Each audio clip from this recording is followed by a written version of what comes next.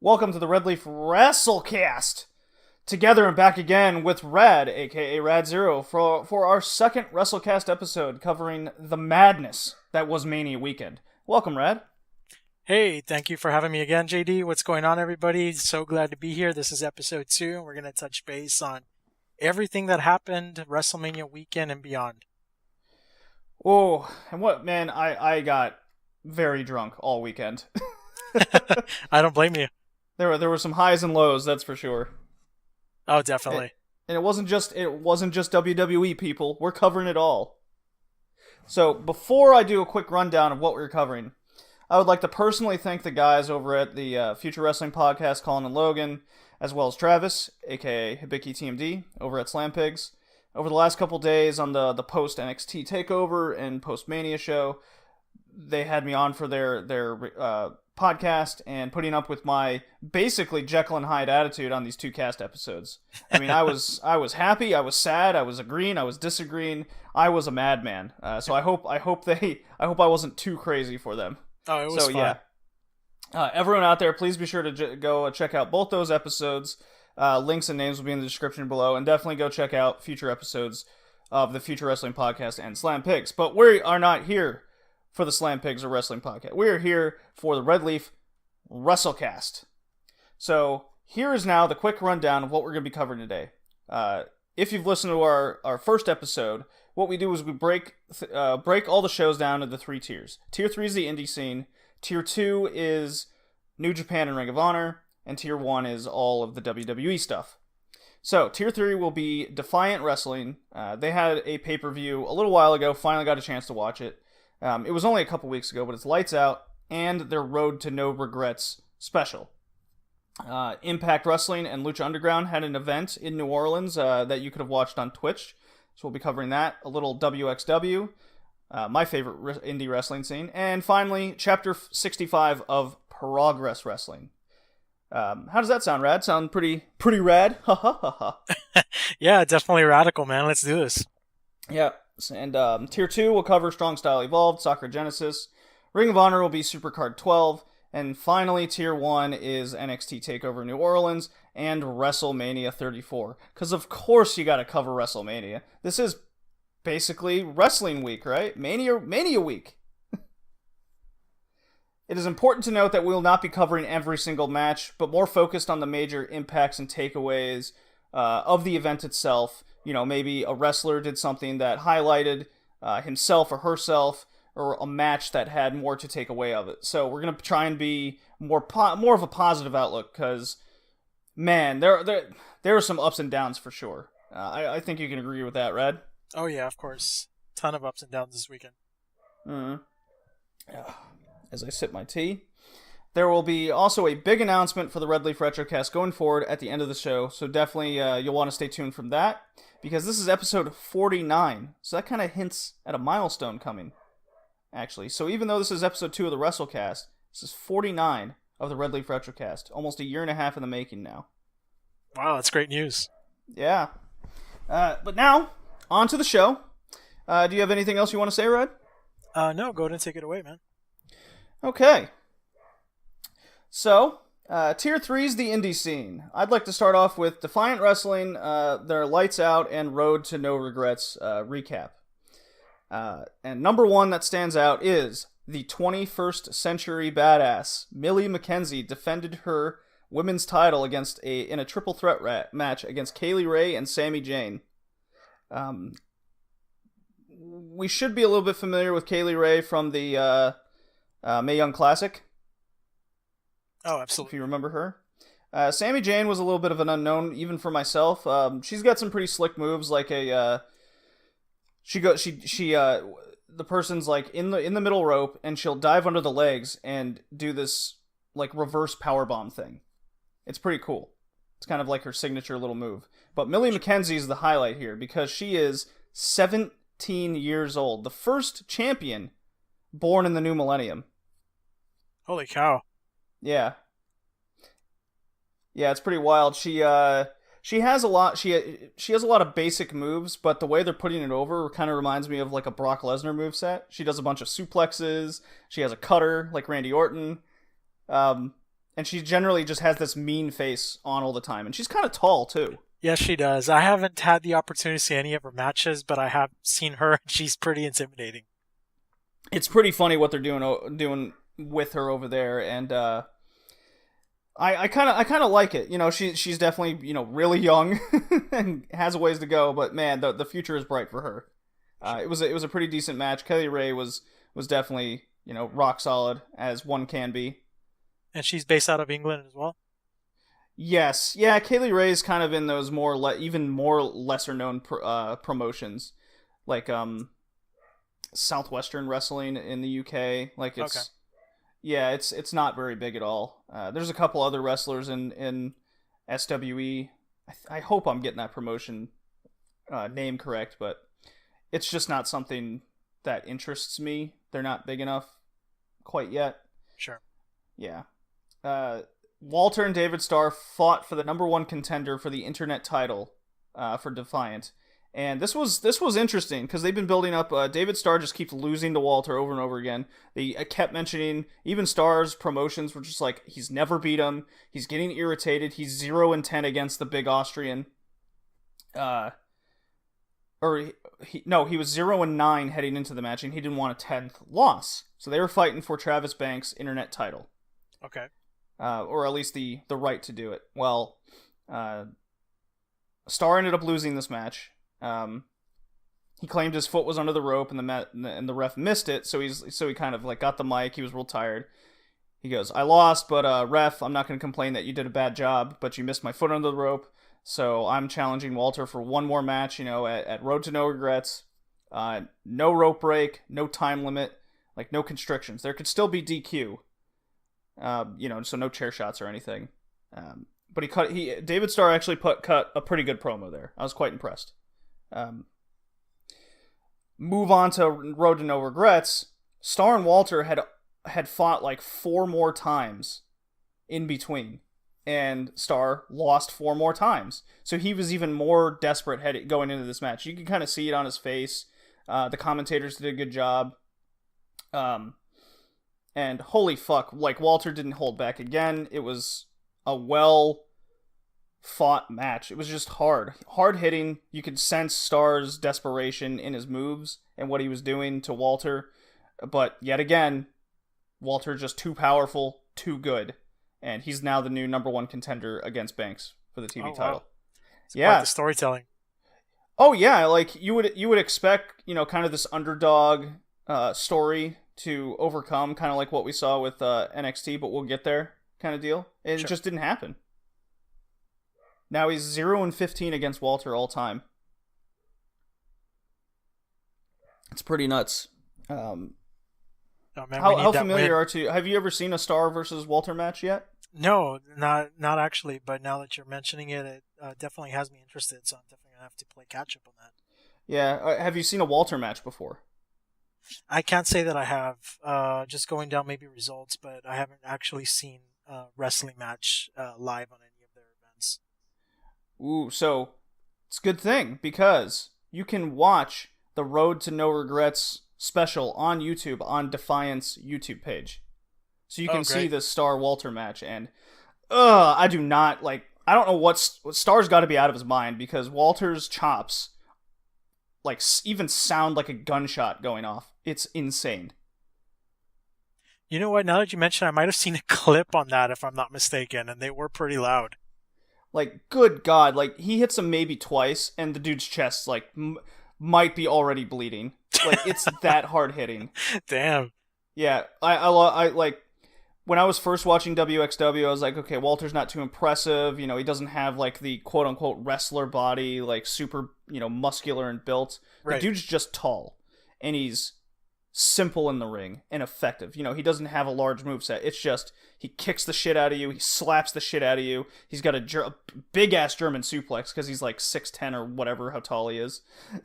300 pounds. Yeah, and obviously, as you mentioned, that it was effective, I guess that's the key in making a big guy brawler, so to speak, work. Oh, it clearly works. He's so smooth in the ring, and everything like makes sense. So this is a good example of a wrestler not having a large moveset, but you just get the right opponent, and the right pace of doing all these things, Right. it can work. Like, I loved watching. I've watched 3 Star versus Walter matches now. This is the 3rd one, and I just found myself anticipating Star get hit with that first chop. You know, So he missed 3. Yeah, and this one he missed the first 6 times, and finally got hit. And it's just bam, and you're like, oh no, it's over. So I guess when you're tuning in, that's exactly what you're waiting for. Oh yeah, the more I watch Walter, the more I'm just loving watching this guy, because it's just it's just a simple, effective kind of old school wrestling style, and he's so good at it. But the more important note to sadly take out of Defiant Wrestling's recap is their innovator of bringing back the hardcore division and title. Primate has retired due to a jaw injury. I saw that. Yeah, I believe you shared that clip with me, if I'm not mistaken. Yeah, if you follow me on Twitter, I was also tagging Rad and Travis Hibiki TMD. Just here, it's on Defiant's YouTube page of his kind of heartfelt retirement speech after the Lights Out pay-per-view. He basically just found out he had a glass jaw. There was an accident in the ring, a match against Jimmy Havoc, guy from Progress Wrestling, and he even showed X-rays on the screen and everything. They're like, no, it's not a work. Like, I'm sorry, guys. And he left his mask in the ring. Like, everybody from Defiant came out, and even Walter gave him a big handshake and kind of slapped him in the face a couple times, because that's what he does. But not on the other side of his jaw, you know. Of course. Yeah, just a lot of respect. You can tell a lot of the guys in the back had a lot of respect for Primate and what he did. And he's only been he only got to wrestle for 2 years. Oh man, that's tragic. You know, it kind of sucks to see somebody so young in the infancy in their career and having to hang up the boots, so to speak. Especially how innovative he was for bringing back a whole division. A whole division was the point, because when was the last time you saw a hardcore match that got you on your feet? And that's what that's what Primate did. He brought it back. It's such a shame. All right. I'm just making notes here on where we're at. Okay.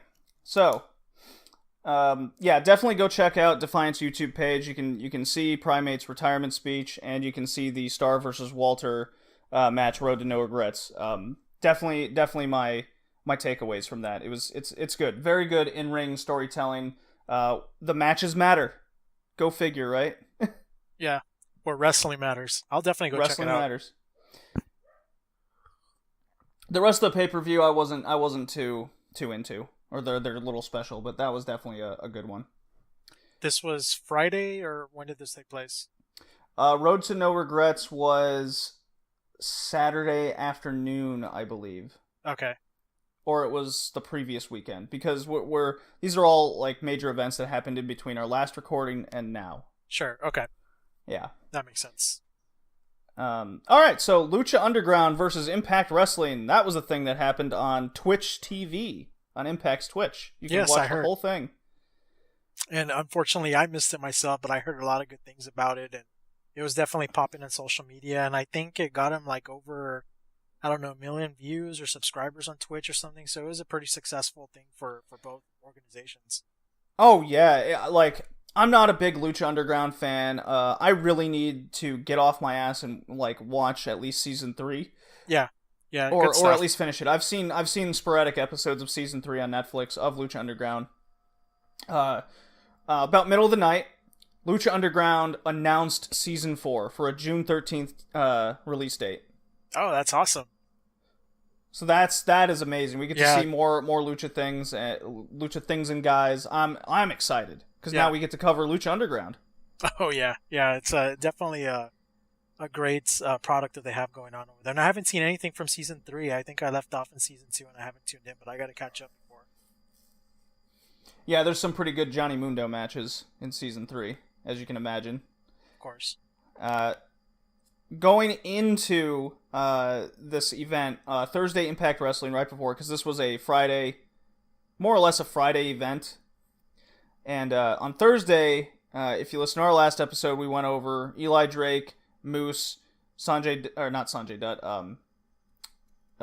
Canadian Destroyer, Petey Williams, Olgot, the Feaster fired contracts. Eli Drake not happy. He got the tag title. He kind of baited Moose into, fighting for the contracts on Impact.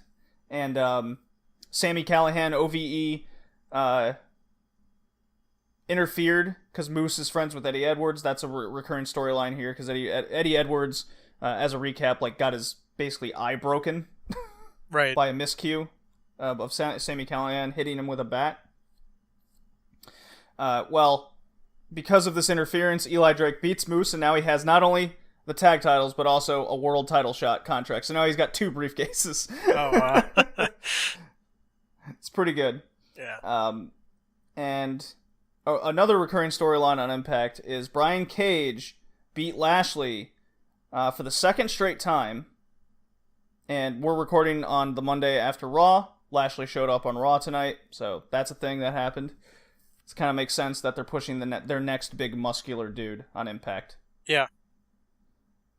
He's a bit rough to watch in the ring at times, Rad. I'm going to be honest.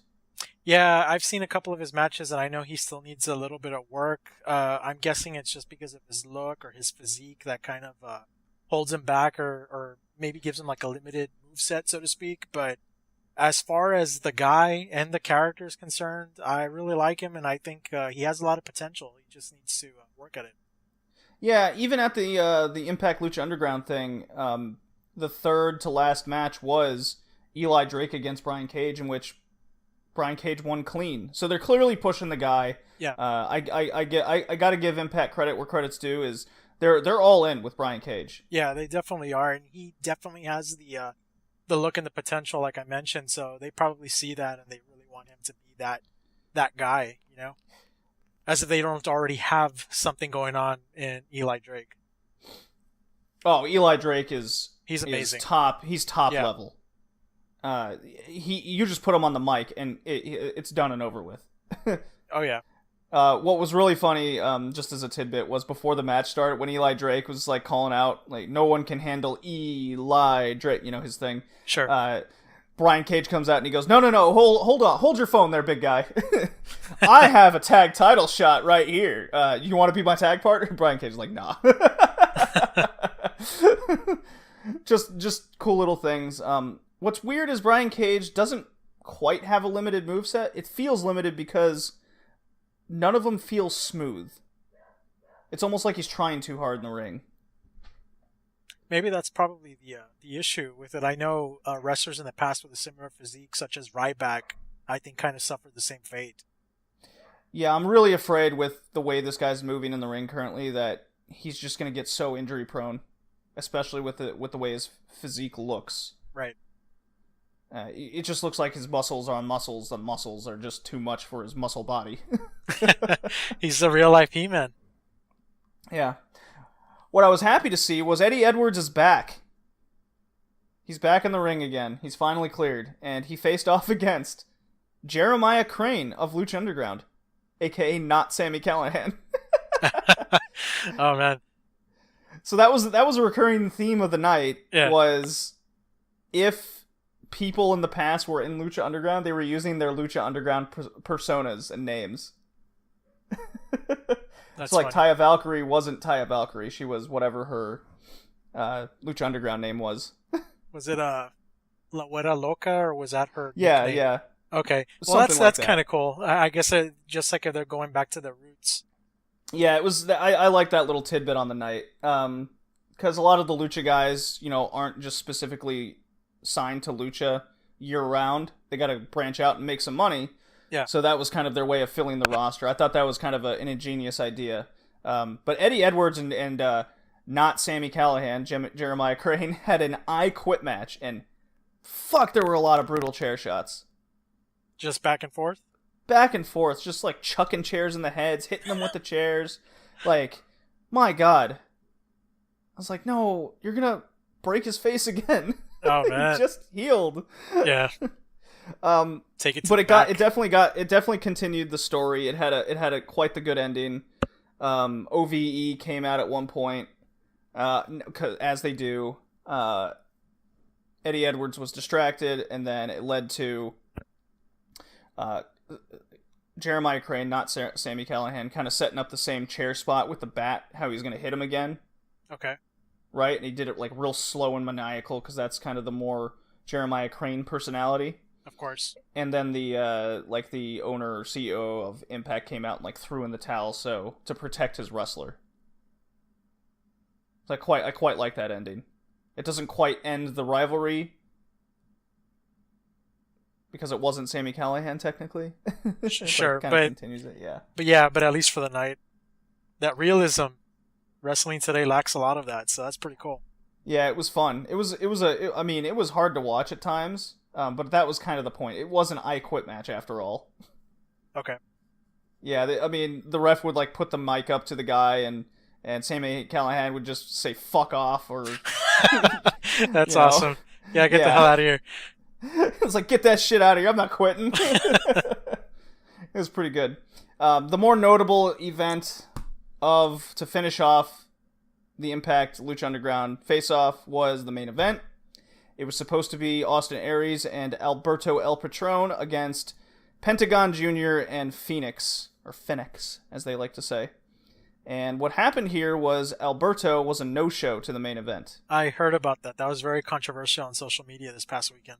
I thought it was a work. I was like, okay, so, Alberto is going for the title at Redemption. That's the upcoming Impact pay-per-view nearing the end of the month. I thought it was like, oh yeah, he doesn't want to be partners with his opponent. I thought it was great, and it turned out he just straight up didn't show. Oh man, and Impact released his ass. Yeah.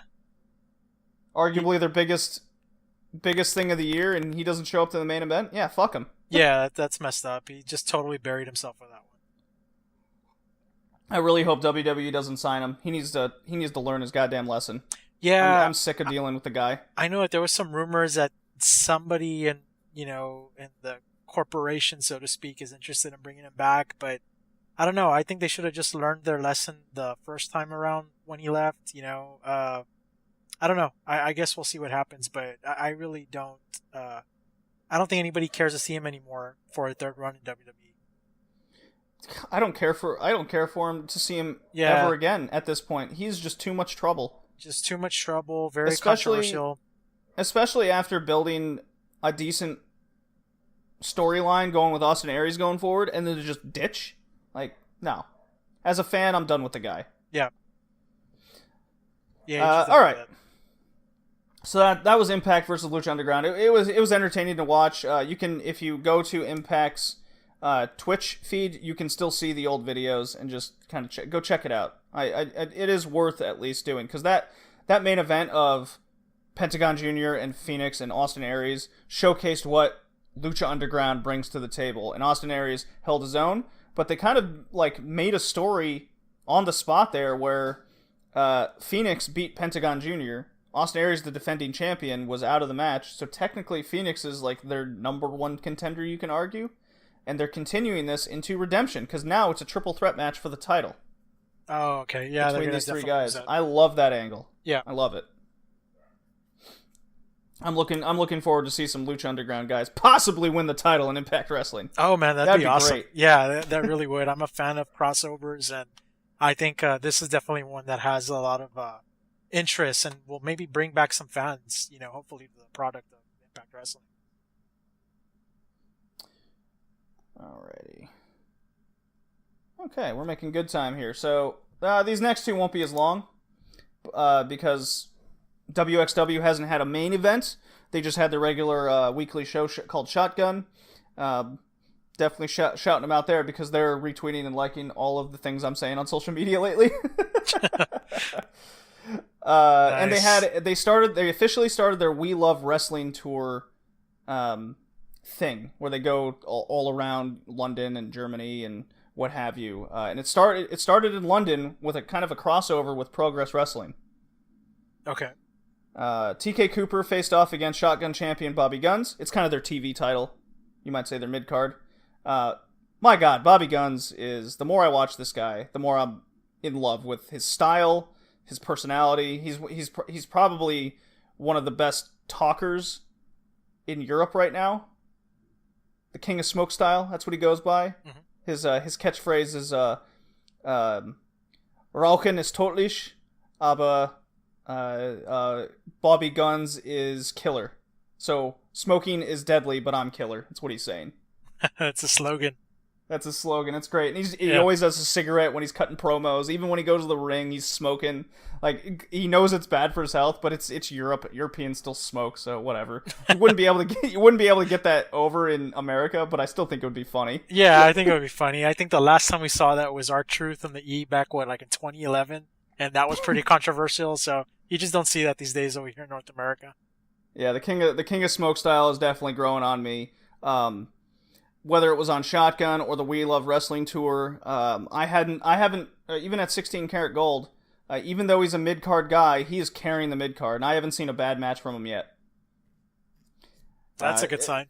Yeah, one funny moment. I'm really TK Cooper's still a bit green, but he's growing on me. At one point in the match, he talks shit to Bobby Guns with a German phrase.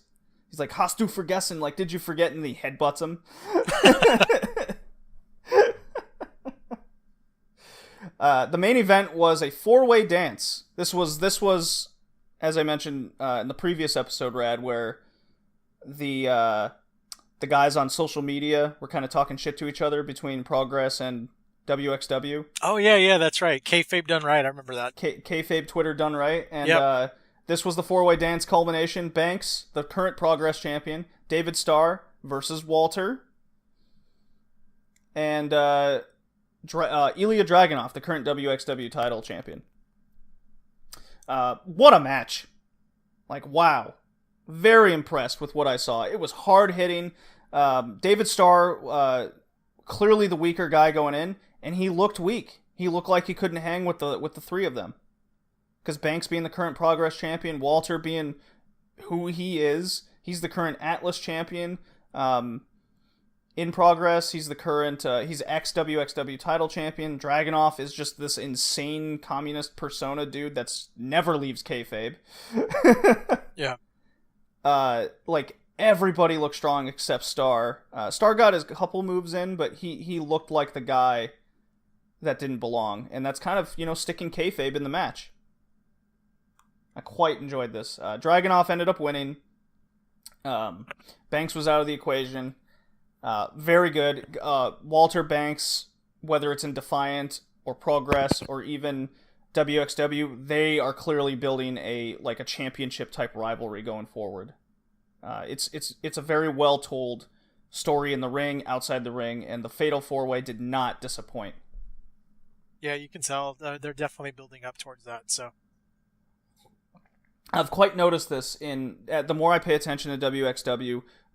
It is probably the best, right now, the best use of kayfabe in wrestling today. Even I think it's even more so than New Japan. Oh wow, that's saying a lot. Because let's just take Ilya Dragunov as an example.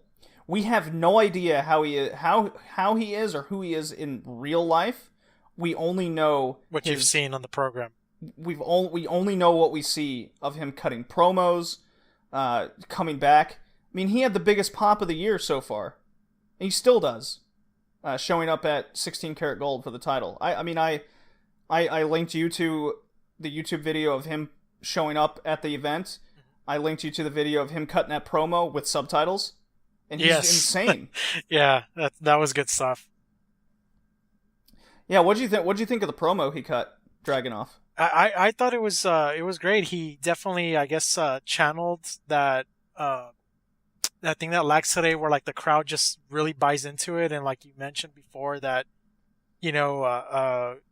this whole kayfabe thing is just what you're seeing in the program, and I think that's kind of like what wrestling was like back when we were growing up, and it was just amazing. I mean, just whatever you saw on TV, that's who that person was to you. This was the days before the internet, so. I'm guessing they're really doing it right, and I'm really looking forward to more from this organization. Yeah, we gotta do a share stream of WXW's next pay-per-view. It's called True Colors. Oh, that'd be awesome. Yeah, we definitely gotta do that. You gotta watch some of these matches with me. Yeah, definitely. Yeah, I like Dragunov reminds me a lot of Ultimate Warrior. The intensity. The intent, like, I will not be a champion who does not fight. I want to defend this title. I want to prove that I'm the best. And who must I go through?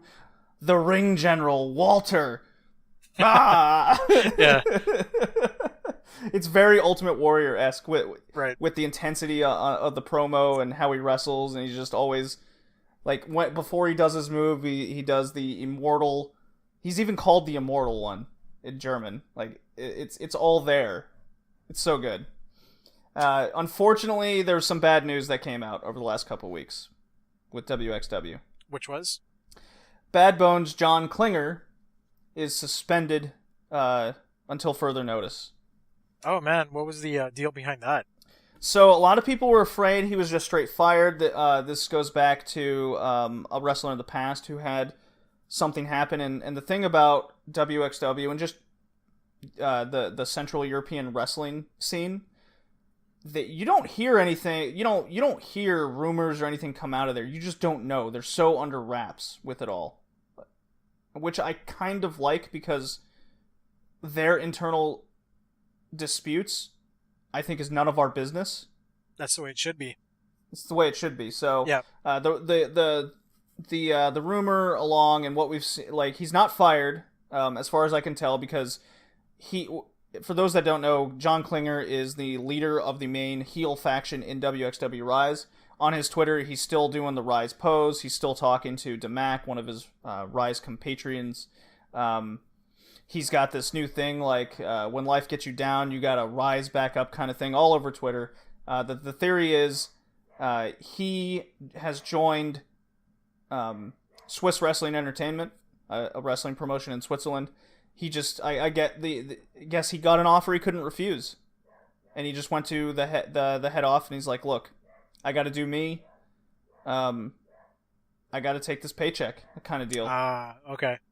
And WXW being pissed because he's so ingrained, like, he just won the tag titles at 16 Karat Gold. He's ingrained with this heel faction. You know, I see the issues on both sides. You know, this guy's ditching you, and the other one is you're not. It's just what happened, I guess. I hope he comes back, is all I can say. And Swiss Wrestling Entertainment is also where Jazzy Gabbert wrestles. Okay. From the Mae Young Classic, the big German woman. Yes, I remember her. That's right. Yeah, she's known as the alpha female in that promotion, so that's where she is. But man, that is an even smaller promotion than, I would say, the Southwestern wrestling program in the UK. Okay. Like, it looks like they wrestle in a basketball gym. Oh, okay. Like it. Maybe on a good day they have at least 50 or 100 people. Yeah, it looks that small. Like, it's pretty rough. Yeah. But hey, if they want to give them the money, then I guess who are we to argue? Oh yeah. So yeah, True Colors is coming up at the end of the month as well, so we'll be covering that. I'm quite looking forward to that. That's, if you go look at the card, it's already looking stacked. Quite excited, especially to watch more Ilya Dragunov. That dude is insane. That's a guy that I haven't seen a bad match from. Now you're catching on to his career so early as well, so that's kind of rewarding. Well, he's come back from, like, apparently a major injury or something. That's why he got such a big pop at 16 Karat Gold. Okay. So he already has history attached to him. Yeah. Hold on here. People are calling me. Okay. Chapter 65 Progress Wrestling, called Have Some Faith in Sound. 17-year-old Millie McKenzie, the suplex machine, continues to look strong. Losing effort to Killer Kelly. Not a bad match, not a good match, but definitely made Millie McKenzie look strong some more. Killer Kelly, she's a Portuguese chick. She mostly wrestles in WXW. She was the first ever female, or not female. She's the first ever women's champion in the promotion, because it's a relatively new title. It's the one Toni Storm currently has. Right on. She did a packaged German suplex and kind of cut her eye, and she had this she has this, like, MMA kind of look to her, but she does a bunch of wrestling moves, But when she got that cut, she was just like, she kind of shrugged it off, looked at the audience, and then just she had almost a crimson mask going on for a woman. It just looked terrifying. Oh man, so she just continued after that. Oh yeah, she just went straight to character. She just tried to kill Millie McKenzie, but Millie McKenzie proved just a little too much. But she looks strong, but she looks like she can be beaten on any given day. It's really interesting how she's being booked. I guess compared to somebody like Killer Kelly, I would imagine. Yeah, and Killer Kelly's a young girl too. I think she's only maybe 20. Yeah, even Killer Kelly cut a promo after the loss, and she's like, "Yeah, I got some stitches. Maybe Toni Storm was right. I held the WXW title too early. I gotta win matches to prove myself to get on Tony's level." And then they cut to another woman in the WXW promotion in progress of like, "Yeah, I want Toni Storm's title, but I gotta win matches." So all the females in Europe seem to have this thing about winning over the other female wrestlers to prove to be on Toni Storm's level. So it's almost like they all recognize how good Toni Storm is. Yeah, it's pretty cool. I really like that. Yeah, definitely go check out a Millie McKenzie match. She's pretty interesting to watch. yeah, I've seen Killer Kelly before, but I haven't seen McKenzie. But I have seen pictures. I know what she looks like, and definitely has my interest. Yeah, I gotta get you watching some more of these indie scenes, because I'm just kind of walking you through of what to watch. Yeah, that's pretty much how it's been. And actually, I'm looking forward to these podcasts because I'm picking up and learning a lot from you, because I don't really follow indie wrestling, at least not as much as you. So, I mean, whatever I can catch on YouTube and social media, that's probably as the furthest I go. But it sounds to me that you actually, subscribe to their, I guess, pay-per-view, cable services and whatnot. Oh yeah, Progress and WXW, they're $10 each. Just like any network is. Defiant and Impact are more or less free. Impact's on Twitch all the time. Defiant's on YouTube. So, it's not a big investment by any means, and I enjoy what I'm seeing from both promotions. Yeah. The reason why we're not covering chapter 66 and 67 of Progress that happened in New Orleans is because there was just too goddamn much wrestling to cover, and I can't do it all. Yeah, even if you were, I feel like maybe that would have to be like a 2 or 3 episode wrapped around just what happened over the weekend. Yeah, so we'll get there probably with the next episode as time goes on. But Chapter 65 was built for a couple title defenses in particular. Walter faced off against Rampage Brown for the Atlas title, kind of their heavyweight mid card. I want to say that's what it feels like. Classic, hard hitting, old school type match. Definitely check it out if you get the chance. Rampage Brown, I've seen him mostly in Defiant. He shows up on other scenes every now and again. This guy's awesome. Yeah, he won like an elimination type match to challenge Travis Banks for the Progress title, I believe. Okay. No, Rampage Brown is facing Austin Aries for the Defiant title. That's what it is. But in Progress, he's like fighting Walter for this big heavyweight mid card thing. I really enjoyed this match. Well, it seems whoever Walter faces in that style of his. Because we just spoke about David Starr, this tiny little Jewish dude, and he did the same thing to this big-ass Rampage Brown, and it looks just as effective on either guy. It's pretty impressive, and Rampage Brown held his own, and he's just a hard-hitting dude, too. I love this match. It reminded me of the retro wrestling days of, like, the late 80s, early 90s. Oh, nice. Yeah, just hit me in the chest, they're just slapping each other, they're doing suplexes, just simple, effective entertainment. But the main draw of the card of the night was Banks against Flash Morgan Webster for the Progress title. That was that Thunder Bastard match we covered in the previous episode. Yes, that's right. It was a good match. I'm not totally behind Flash Morgan Webster at all. It just felt, I don't know, he feels like too much of a British gimmick almost. He's seems like he has a limited moveset. Don't get me wrong, he this was probably the best match I've seen out of him. But I got more of a kick out of what Travis Banks was doing in the match. He was mocking Roman Reigns' moves throughout it. Are you serious? Yeah, he began with cocking his forearm and Superman punching him, and then he did the whole hoo-ah, and the crowd hated it. Oh, man. Immediately. It was so funny. And then later in the match, TK Cooper, my boy, they got this like whole New Zealand faction thing going on between the two. Yeah. He interfered and hit Morgan with a spear, and then he did the hoo-ah. But the ending Cheap was Morgan Webster hit his finisher. As he went for the pin, he actually, as he was hooking the leg, Banks's feet like were in the ropes, but the ref didn't see it. Another ref, because the ref was knocked down at some point, hence the interference.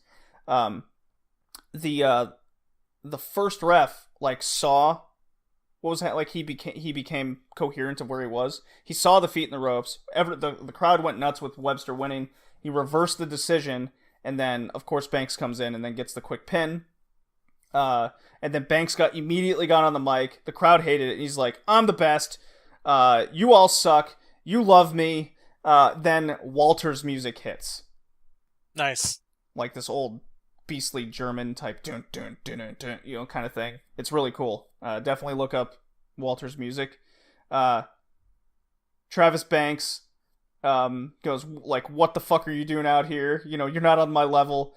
Walter said a couple things like, "No, we're gonna fight now. I'm declaring my number one contendership for your title, even though he's a title holder in the same promotion." And Banks just talked more shit, and the best line was, "I will kick the shit out of you, Walter," and Walter just fucking slaps him in the chest really hard. Oh, that's freaking awesome. And the crowd went insane again, and Banks went away. So over the next month or so, Walter versus Banks is just going to be a heavy rivalry, like the top dude in Germany against the current top dude in Britain. That I'm so looking forward to these two going at it in just like 3 different promotions. They already have the rivalry established. Oh, it's great because it just feels like they're gonna one up each other in different promotions. Yeah. And just keep talking shit to each other. Banks is just so good. Walter is great. I'm loving this going forward. I'll definitely keep you posted. Yeah, please do. But yeah, that's the indie scene. 40 minutes. And as promised, Rad, I have officially made the top wrestler table for all 3 tiers. Sure. Okay. So I'm just, instead of explaining why each guy is in their position, I think you can kind of gather based on how we've spoken about the highlights of what to take away. I'm looking at it right now, yeah, and I can definitely relate it to what you were talking about just a while ago, so definitely makes sense. So I'll just go from 10 to 1. 10 is a tie between Brian Cage and Phoenix, the Lucha Underground guy. Phoenix was the MVP of that match. Brian Cage, pinning Bobby Lashley twice and Eli Drake is no small feat. I give him a lot of credit for that. He just looks rough in the ring, so that's why he's not higher. Yeah. So I'm admiring the push basically. Number 9 is Austin Aries. He won yet another title on Impact. He won the Grand Championship, so the belt collector continues. David Starr looked strong against Walter. Had a couple matches against him. Rampage Brown. I spoke about the Atlas Championship match. Bobby Guns, King of Smoke Style, is number 6. Number 5 is Aussie Open, who I didn't mention. Because the tag titles were stripped in WXW, there is now like this open world tag tournament going on. Okay. And there was a match at Progress Chapter 65 of Aussie Open, and one of the members also goes into singles as well. He's just this big dude with large hands kind of thing. The team impressed, and I think I can't remember his name off the top of my head. It's Davey something. The way I think I'm gonna do, if they're in an established tag team, even if they have a singles match, I'll just say they represent the tag team. That's how I'm gonna do that. That way, tag teams also get recognition. That'll work. Yeah. 4 is Millie McKenzie. She was the top female wrestler on the indie scene. She defended her title twice. Awesome. So, Travis Banks defended the Progress title successfully. Had another good match. Walter had almost no bad matches at all. Just facing off against David Starr a few times. I wasn't totally a fan of the repetitive match, but it did have good storytelling. Ilya Dragunov talked a bunch of shit and backed it up. Yes, cut totally a good agree with promo. that. He's number one. The updated rankings is Walter has now moved up to number 1, just above Austin Aries, the belt collector. Ilya Dragunov is rapidly moving up the table. He's at 3. Toni Storm is 4. She just didn't wrestle. I didn't see her wrestle over the past few weeks. I think she's just doing her thing in Stardom, which I can't watch. You know? Travis Banks and Bobby Guns are Toni Storm, Travis Banks, and Bobby Guns are all tied. Then it's Absolute Andy, the 16-karat gold winner. He didn't have any matches at all. He was just cutting dirty ass promos in WXW. Eli Drake is still looking strong. Matt Sydal, and then 10 is Taiji Ishimori and David Starr. So, thoughts? Cool. Totally agree with this list. I feel like it's something you got to publish, maybe on social media or Twitter. That'd be awesome. The official Wrestlecast rankings. The official rankings. Yeah, I'll just So probably a week or so after the podcast comes out, I'll just send out an update, or I'll just add it to the YouTube page at all, so you can just kind of look at the video and see the Excel sheet. Cool. I'll do something. I'll figure it out. Okay. So now we can move on to New Japan and Ring of Honor, something you're more familiar with. Nice. New Japan had two pay-per-views. Strong Style Evolved, that was the one in California, and Sakura Genesis. Arguably one of their big 4 pay-per-views, I would say. Right. Instead of going over the plethora of tag matches that New Japan does, there's a ton of them. Yeah, that's just what they do. I agree with them. They serve a purpose. Keeps the wrestlers healthy.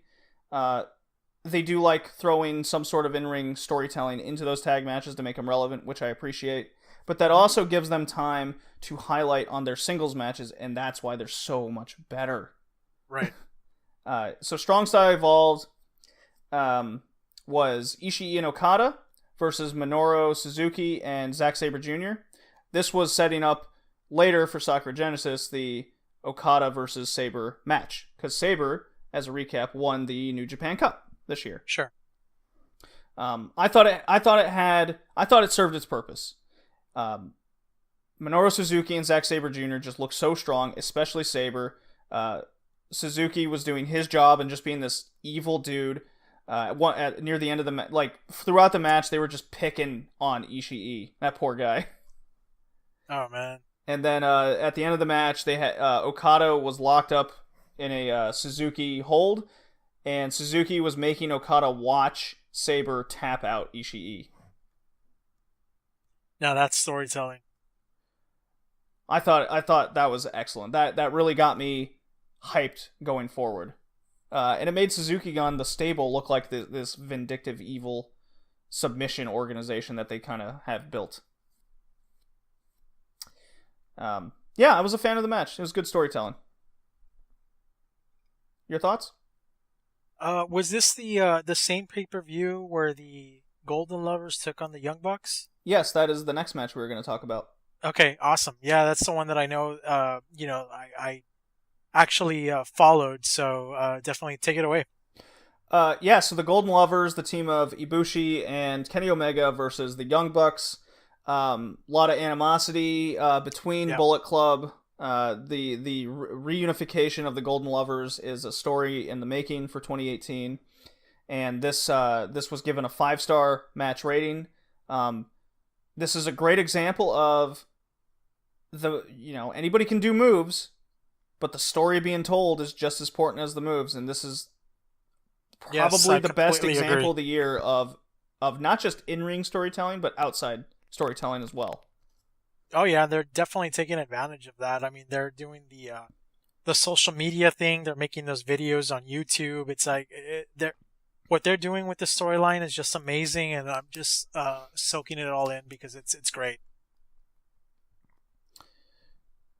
Couldn't agree more. It definitely stood out. I love Matt Jackson constantly selling the back injury as the year goes on. They're even wearing the weight belts, the back brace belts. I have no complaints over the match. I really liked the moment where Omega had Matt Jackson in the one-winged angel, and he just couldn't bring himself to do the move, and then Matt kind of like wakes up and like puts Omega's hand on top, and he's like, "Do it!" And then he finally hit it, and there was the big fallout after the match with Omega shaking Nick's hand, but Matt kind of not accepting it totally and walking away. Like, it's just, everything's done so well.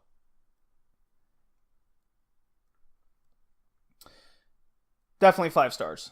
I have no problem with that rating at all. I think it's the 4th 5-star match this year from New Japan. Crazy, right? It just goes to show you, New Japan is where it's at. It really is. I think it's the strongest overall promotion in the world right now, and it's not even close with their storytelling and the letting them wrestle. Letting them wrestle. Why is that such a hard concept? But we'll get to what I mean by that later. Okay. Sakura Genesis. Now this is where things really up the ante, you might say. It was I'd love to start off with the junior heavyweight title match: Will Ospreay versus Marty Scurll. Another 5-star match according to the ratings. I don't know if it was necessarily a 5-star match, but it was definitely at least 4.75. Ospreay wants to die. I'm convinced. What do you think, Rad? Yeah, man, those moves that he pulls off, it's just, oh man, I just don't know what he's thinking when he's doing this, but he definitely wants to die, and it just, I guess maybe he's trying a little too hard, but it's all for the entertainment of the crowd, and I understand that, but at the same time, you got to protect yourself and your opponent. Yeah, I mean, what I took out of this match was Ospreay wants to go 110%, kind of the Daniel Bryan mentality in the ring. Yeah. But I don't think a lot of people are giving Marty Scurll enough credit these days. He is a legit, a very subtle, really good wrestler. He is a good worker. He is as safe as someone can be with maintaining his villain style. Because there's a point in the match after Ospreay tried to hit a Spanish Fly from the apron to the floor, and that's when he kind of like botched it and hit his neck on the side of the apron. I thought he died. Luckily, he was only busted open. Yeah. But Scurll then just everything after that moment. It looked like he was kind of protecting his Ospreay's neck.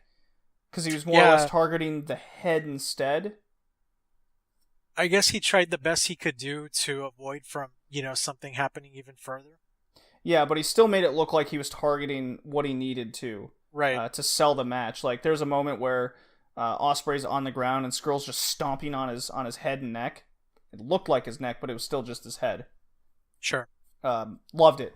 Scurll was, even though he didn't win, Ospreay just proves he's junior heavyweight champion. It's pretty nuts.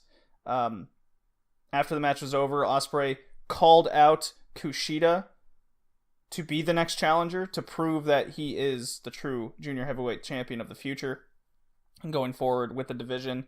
What I took out of the match the most was actually what happened post-match when each of the 3 guys were interviewed. Scurll accepted the loss. Because the story going in is Scurll has Ospreay's number. It's kind of Ospreay's kryptonite. Scurll cut a promo about how he's insulted that there's this mindset that the junior heavyweight division in New Japan is like the lower league. You gotta level up. You gotta work your way up to the heavyweight division. Junior heavyweight's not as good. He was disgusted with that, and he was pissed, and then he walks away. Ospreay was talking about his injury, how he just wants the best. Then it cuts to Kushida. And Kushida, he's like, I'm honored to be called out by the champion. says a few good lines, and he ends it with, well, you lost to... He kind of reiterated what Skrull was saying, with junior heavyweights the best. Don't look down on us because we're the smaller guys. And then he goes, Ospreay, you lost to the heavyweight champion. I can't let you keep the title because of that. What are your thoughts on the match, on the promos, on the people involved? The match is great. The people involved is even better. I think the promos really elevated that story that we're just so, I guess, invested in. And I think it's making great TV for New Japan Pro Wrestling. And I'm definitely interested in seeing where it goes. Yeah, it's. I mean, Ospreay over the up to this point, he's just been rock solid. Like, yeah, dangerous. He's gonna hurt himself even worse one of these days. Like we saw it with Ricochet. Like Ricochet kind of like had this epiphany that he shouldn't be doing as much crazy shit, but he can still do some flips. And, you know, and still be phenomenal at that. Exactly. So I'm wondering, like, when is Ospreay gonna hit that epiphany? Like, oh shit, I'm like 30 now. I can't do quadruple backflips off a ring apron into a Spanish fly, landing on my head. Like, yeah. Too risky. It's very risky. But speaking of risky, taking an Omega kick to the face, because that's what happened in the next match. The Golden Lovers against Cody and Hangman Page. Other side of Bullet Club. Story of Bullet Club feud continues.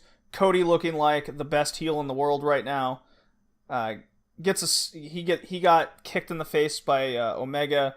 Got busted open pretty bad. There's just something even better about that moment happening because his bleach blonde hair was like channeling his inner Ric Flair. It's just, you know, wearing a crimson mask and his hair is all red now. And yeah, it exaggerates the look a bit.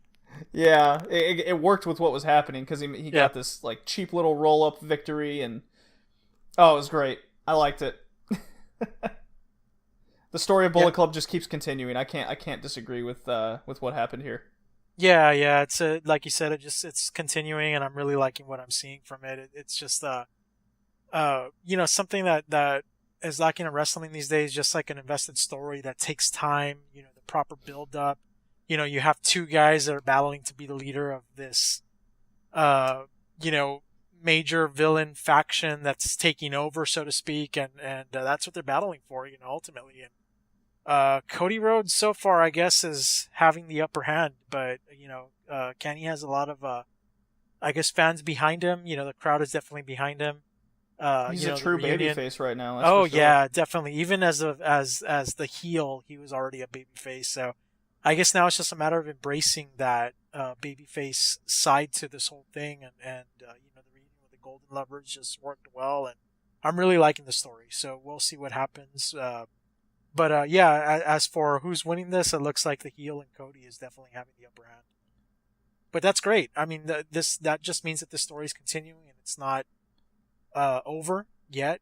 So it's definitely a saga, and I'm totally invested in it. I really like what we're seeing in New Japan Pro Wrestling right now. The Golden Lovers and the Bullet Club.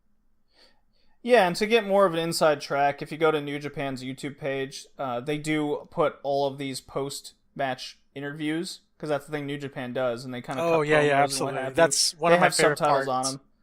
Yeah. It's a recurring thing with my plea to WWE to just have fucking subtitles. There's too many international wrestlers in your organization to not do that. Yeah, I think that's something that they should do, and even that interview after the match, I really wish that's something they would do. It just, brings that realism to it, and I don't know, it kind of adds to the story as well. A story doesn't really need to be told just by an interview backstage or the in-ring performance, but also anything that is said before or after. So I really love New Japan for that. I really love those interviews post-match. It's an amazing thing to see and really adds to the story. Yeah, and even though the match, it wasn't too long, when a match does end up on a roll-up, kind of like what went down, it makes sense to have a match seem preemptively ended. It just goes along with that. And it makes the heel look that much, maniacal in the end. Yeah, it does. Because Cody's got the best heel smug face. He's like, I did it. Oh, yeah. He's a maniac right now. He's really kicking ass with that heel thing that he's doing. So Oh, and Hangman Page with him is working out so well.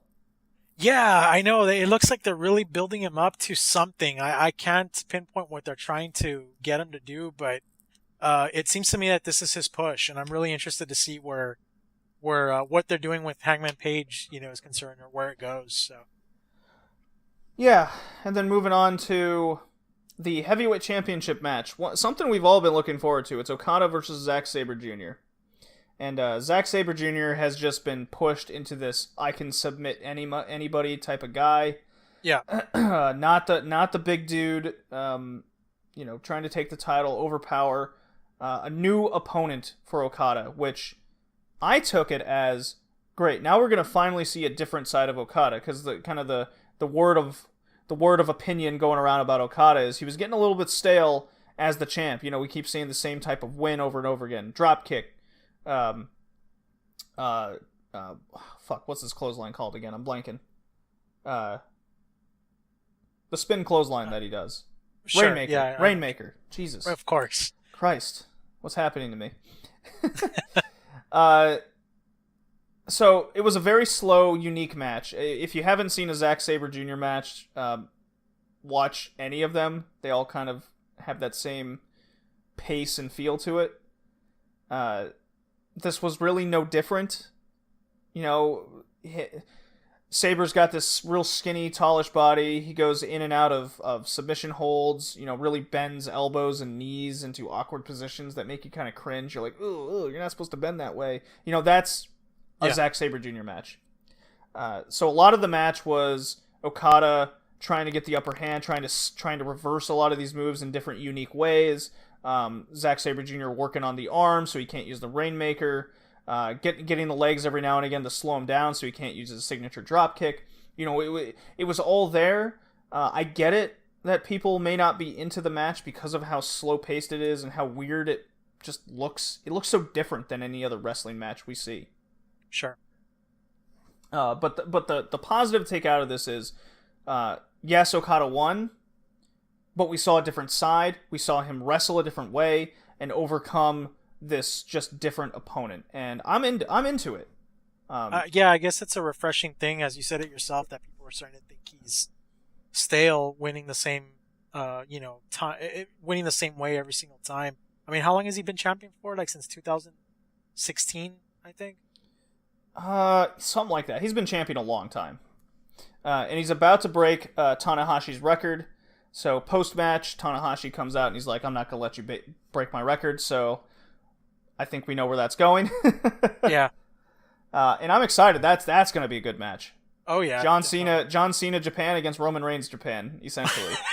Except Yeah, booked so much much better and people like them. But yes, people like them and it is booked so much better. That's actually a match I would love to see. It looks great on paper. It'll definitely look good on TV, so. Yeah, and it's interesting that, you can think AJ Styles had a major feud with them during his couple years over there. Oh yeah. He was kind of that third guy that was in between them. Yeah. So without Omega kind of in between them anymore, he's got his own thing going on. This is kind of like the perfect time to pull the trigger on Tanahashi Okada with all this Bullet Club feud thing going on. Now, is it safe to say that they'd actually wait for maybe Wrestle Kingdom next year? You think they'll probably pull the trigger a little bit earlier? For Tanahashi and Okada? Yeah. I expect this is going to be at Dominion. Okay. That's their, I guess, SummerSlam that they're doing. Okay, and I'm guessing double main events. Maybe Kenny Omega and Cody Rhodes will still be going at it. Yeah, they might have like a rematch, like a no holds barred Bullet Club match of some kind. Sure. Dontaku is like Kenny's Bullet Club with the Gorillas of Destiny, and Cody's Bullet Club, because now he's the winner of Bullet Club. Spoiler: he did win the Supercard match. We'll get there. So Dontaku's looking interesting on just like faction versus faction kind of setup. Speaking of Ring of Honor, let's move on to the Supercard. Awesome. Supercard of Honor, Supercard 12. Take it away. Making good time. No, we're good, JD. No, we're making good time. I like it. It's cool. Yeah. It's cool. All right, so there was 9 matches on the card. Was it 9? Yeah, something like that. We're not going to go over all 9, but there were some highlights to come out. Yeah, let's go over highlights and maybe the matches that mattered.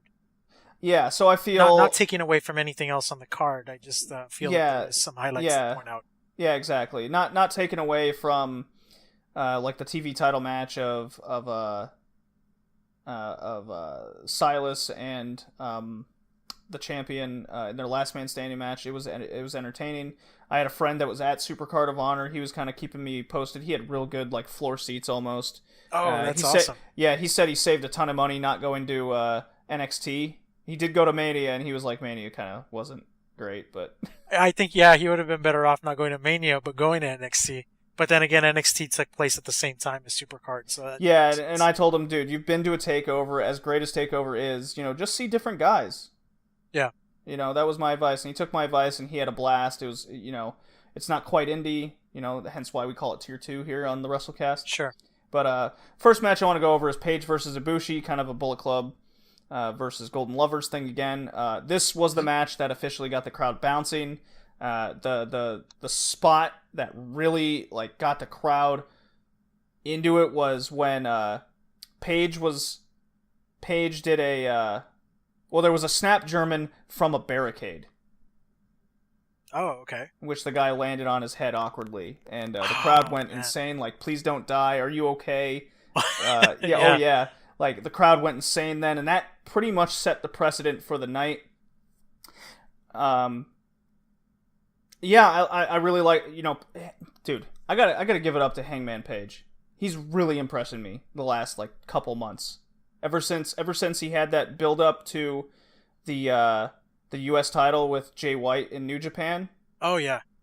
He's been on fire ever since. Yeah, he has. That's what I'm telling you. I think they have something in line for him, and this is kind of like a push. Whether it's going to be a slow build or not, it's really looking good on TV, and I think he's already turning heads. He was always kind of like that Bullet Club member that nobody really remembered, but now he's actually making a name for himself, and I think this was the perfect match to do that, even though he didn't win. Right, yeah. I honestly thought they were going to give it to him. I think the right guy won. I think the right guy won. But yes, we got to go with Cody Ibushi. Then there was the culmination of the Women of Honor tournament. We all thought Dashwood was a lock to win. Yeah, she was my pick as well. Unfortunately, that didn't happen. I thought she was going to join. She was going to be like the first female member of Bullet Club by the end of the night. That would have been awesome. We need another Bullet Babe. Yeah, Brandy is fine where she's at. She just seems to be too into Cody Rhodes. I'd like to see just now that Ring of Honor has this title, now you can put a female in there to just be this heel badass that maybe she can join SoCal Uncensored, but she's not California. She's she's from the Ocean Air region. Yep. But you get what I'm saying there.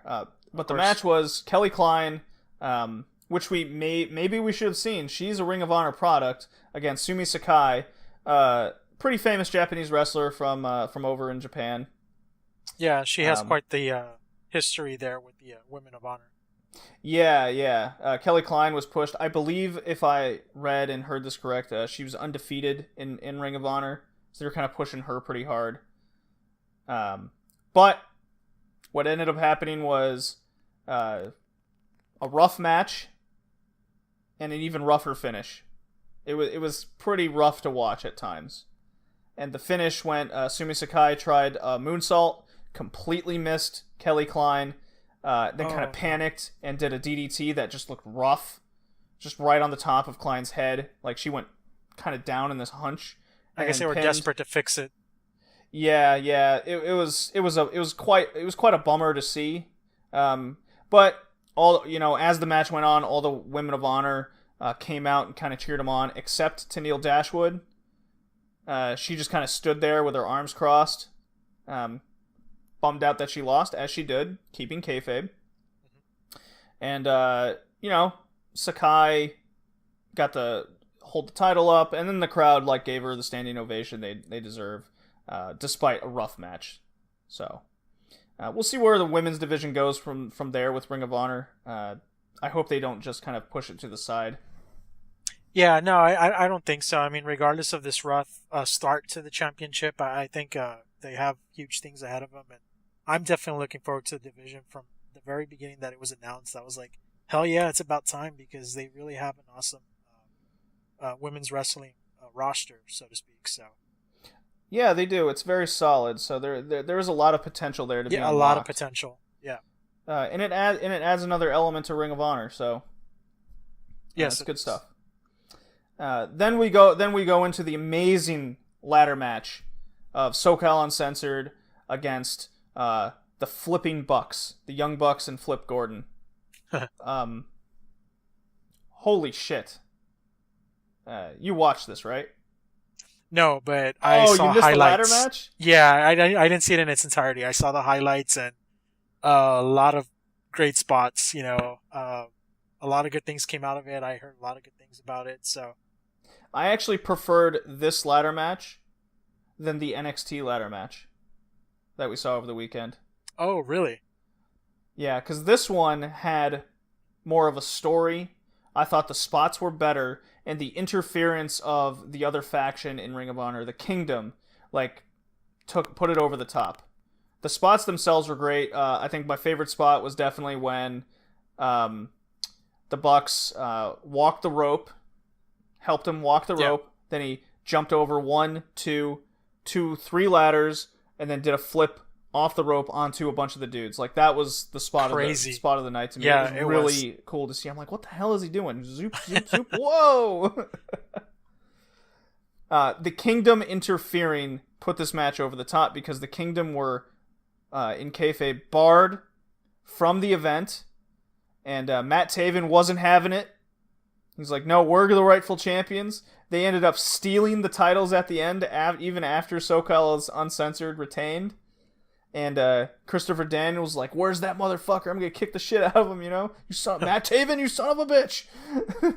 Still up to shenanigans.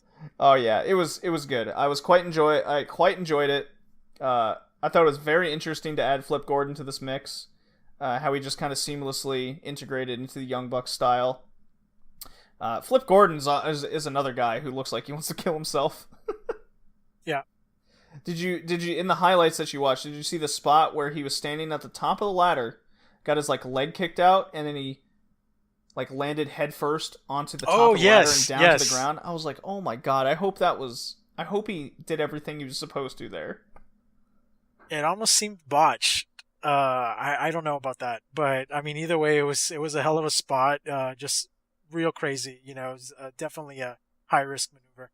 Yeah, he also had one earlier in the match, if I'm not mistaken, where he jumped onto not the turnbuckle, but the post outside the turnbuckle, one-footed, kind of lost his balance, and instead of, he was supposed to clearly front flip into all 3 of the guys on the floor, but he hit one, and then they kind of fell down like bowling pins. Yeah. So that was another, Flip Gordon, he wants to do so much, but maybe just hit the turnbuckle next time. Hit and miss. Yeah.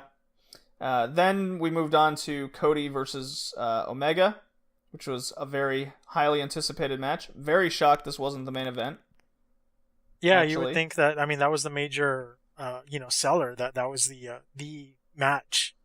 But they did give them all the time they needed to tell their story. It was like a 38-minute match, and this was maybe the best Cody Rhodes match I've ever seen to date. Out of anywhere. I couldn't believe what I was watching. It helps that his opponent's Kenny Omega, don't get me wrong. Oh yeah, absolutely. Kenny Omega makes his opponents look good. But Cody told an amazing in-ring story. You could tell a lot of the animosity there between the two. They went 38 just hard-hitting minutes. So good. Very good wrestling match. Then the Young Bucks came out when they were all exhausted and accidentally missed super kicking Cody Rhodes. Or did they? Or and did hit they? Kenny Omega. Yeah. And you saw Matt Jackson kind of upset, but not really. And then you saw Nick Jackson like, oh no, what have we done? And then they just kind of walked out of the ring like, oh well. And then Cody picked up the win. So continue the story. I was like, hell yeah, all right, I'm down. I'm down with this. We just don't get a lot of these finishes anymore. No, we don't. And that's what they're really pushing for in this one. Yeah, I quite enjoyed it. You know, it really gets you to go, oh god, well Omega would have won if it, there wasn't interference, but the bad guy won. Makes you look forward to just like one more showdown between the two. Yeah. I had a feeling a feeling Cody was going to win this. I didn't think it would be like via the Young Bucks interference of all people. Oh no. To set up a one-on-one at Dominion. Yeah. In New Japan, because Bullet Club is a New Japan product, so you got to have the Bullet Club feud end in New Japan. I didn't see it ending at Supercard of Honor at all. Did you? No, not at all. As a matter of fact, I think it might have just been the beginning to this story that's continuing. I thought maybe we were going to get closure between both wrestlers, but other than that, no, the story's going to continue. Maybe even past Dominion, if anything. I mean, it's a big deal right now.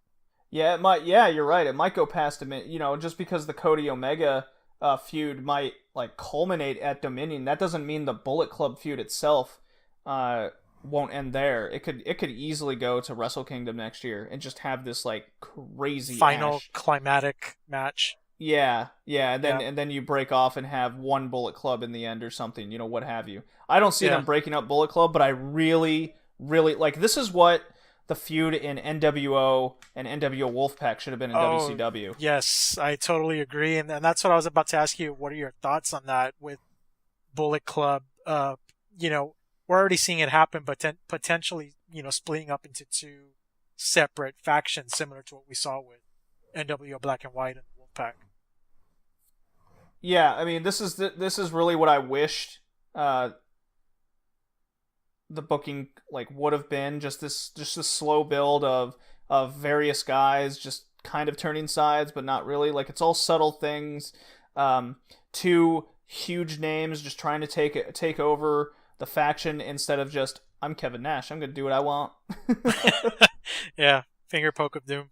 Yeah, I mean, I love the finger poke of doom. It's one of my most memorable wrestling moments. I kind of wish we'd get more of that, honestly. Oh man, you know what? I think we need to do another Wrestlecast just based on a lot of those moments that happened back then. But one thing I will say, and I know it's not a popular opinion, but I was actually okay with it. I was an NWO fan, and I actually marked out because the moments that Nash took that finger poke of doom, I knew what was happening, and I was just happy to see the NWO back together. But again, a lot of people didn't see it like that. They thought, oh no, they're exposing the business, and it's not how, business is done in the ring and whatnot. So it just really backfired. But as an NWO fan, I think, guys like you and I appreciate it. Absolutely. And this is the Red Leaf Retrocast, so I am not opposed to going back in the day and kind of just going over old things at all. Oh man, it could be a segment for sure, man. Yeah, definitely. Well, we do want to do a wrestler highlight in the next episode over Gail Kim. Yes. That is for sure happening, and depending on various feedback and how it goes, maybe we could just do wrestler spotlights every episode. Like maybe we pick one or two matches to watch and cover it on the episode of that particular wrestler. That's a good idea. That was kind of my idea. I'm floating around. Yeah. I'm still working on a couple things, but that could also get us to cover like a certain moment in the wrestler's career. Maybe that was a turning point, or just what could be a really good match we saw from the person. Right on. Yeah. So we got the main event: Skrull versus Castle for the Ring of Honor World Title. Yes, I was not expecting that result whatsoever. I honestly thought they were gonna give it to Marty. I was conflicted. I think Dalton Castle is too money right now, and Skrull is caught up in the Bullet Club currently. Would they have given him the Ring of Honor title and not Cody at the culmination of this? I was really hesitant, but this is another example of just Skrull being an underrated wrestler. Absolutely. And even though Dalton Castle, I don't think he's as good a wrestler as Skrull. He just exudes as much personality as him, though. Yeah, it's the character, the charisma. He definitely has it. And I'm thinking, like you mentioned, he's money to the organization, and I guess they see that. So they're like, you know what? Let's keep the strap on him for several more months. Yeah, I love the boys. I love the personality gimmick that's going on.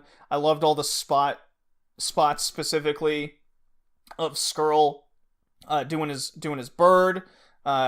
You know, then Castle reverses and then does his little pose, like sticking his chest and penis out. Yeah. And Skrull's like, "What the hell's wrong with you?" Like this match, felt like a gimmick, like old school wrestling match of the early '90s. Like that's what this reminded me of, and it lasted almost 40 minutes too. They got to shine of what they were good at. Yeah. So it definitely came off as the main event. Yeah, I like because of the finish that Cody and Omega had. I think where it was on the card was a good idea. And I'm never opposed to the main title being last on the card. Yeah, that's the way it should be. I totally agree with you on that. So Skrull and Castle got to showcase what they're capable of. Got to show off their gimmicks, which I really appreciated because that is the E in entertainment, you might say, right there. Sure. They got to wrestle their styles. They had plenty of time to do everything they needed to do. Very good storytelling between body parts being picked. I don't think it was better than Omega Cody, just because Omega is just beyond their level, I think. But I did really like how this match ended, because for a while there I thought Skrull was gonna win, and that was great. That's good in-ring storytelling. When I'm now doubting who I think's gonna win.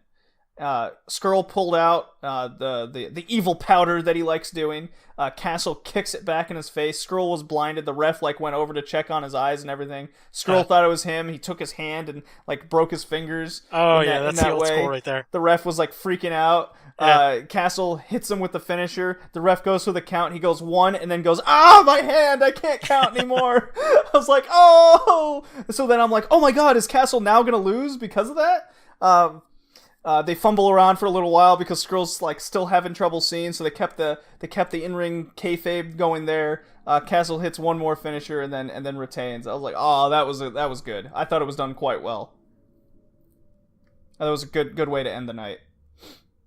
I agree. Yeah. Any particular spots outside of the dust in the face, the powder in the face, stand out? No, I think that's probably what stood out the most. Just their in-ring chemistry, so to speak. It really worked in spite of, the two wrestlers being completely different backgrounds and characters. Yeah, even Skrull at one point took out the umbrella and just looked vicious. He looked like the villain. I gotta get myself a Villain Club shirt before it's gone, Oh man, I was lucky enough to find one at a Hot Topic some months back, so... Yeah, I mean it's still Villain Club, so maybe I can order one from Hot Topic. I don't know. I need a Villain Club shirt immediately. Yeah, like you said before, they stopped selling them. Maybe I'll find one day. Yeah, I need to get one. So, so that was Ring of Honor. That was New Japan. To go over the table, the recap, starting from 10 over these last couple weeks, I got Dalton Castle at number 10, Zack Sabre Jr. at number 9. Kind of ironic they're that low, but I thought a few guys had more matches to showcase what they were capable of, more one-on-one matches. So I'm really just going on that. Cody Rhodes at 8. Hangman Page, he's been impressing me. I think he's the guy that's being very underrated right now. Marty Scurll I skipped.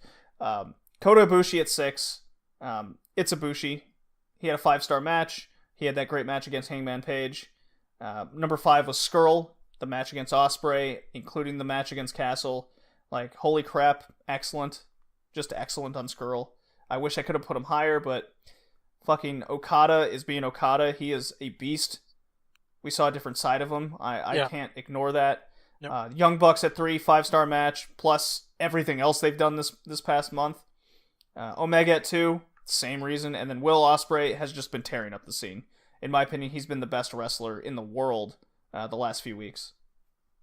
Because he also had a 5-star match. No, everyone seems to forget that. Yeah, he's been doing a lot of good stuff. I even read in PWG, the promotion I mentioned that nobody can actually watch. He had like a 4.5-star match and a 4.75 match in the same week in PWG as well. And I'm like, geez, I put him at number 1 now. Imagine if I had seen those matches. Yeah. Like, okay, so updated New Japan Ring of Honor Tier 2 table rankings. It's a tie at the bottom with Ibushi and Tanahashi. Dalton Castle at 9, Naito 8, Ospreay 7. He's moving up. Minoru Suzuki, he kind of went stagnant, just being in tag matches, so not his fault, just the booking. Okada is 5. Jerry Lethal didn't go anywhere. I mean, I like the tag match at Ring of Honor. It just, okay. Young Bucks really moved up. They're number 3. They're just 1 point below Omega, and Zack Sabre Jr.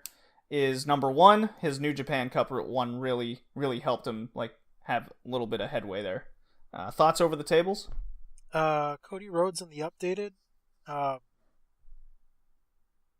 don't know. I feel maybe he should be squeezed in somewhere there, but no. You know what? I'm looking at the list and I can see what you're basing off of, so it makes sense. Yeah, I mean, Cody Rhodes, as good as he has been, it's really just been in this last couple weeks. His Wrestle Kingdom match wasn't. I mean, it was good, but it wasn't great. Against Ibushi, it's just this last month or so that he's winning matches. He's the best heel now. Number 8 is definitely nothing to be ashamed about, I think. Of course not. Yeah, it's still top 10. Yeah, if Hangman Page didn't have that Jay White match, maybe Rhodes would be higher. If Ibushi, sure. Okay. There's just too many guys had 5-star matches. Yeah, Rhodes didn't have Japan that. For you. Yeah, yeah. When we're like, damn it, I want to put Cody Rhodes higher, but Will Ospreay had 4 5-star matches in 3 days. I saw him at number 8, and I was like, wait a minute, I think he deserves to be a little bit more up on the list. But then I started seeing all the names after. I'm like, okay, that makes sense. Yeah, that was the New Japan Ring of Honor one with Genesis. It also helped that New Japan had 2 pay-per-views in the short amount of time for more New Japan guys to be on the list. So, man, it was a tough one to make.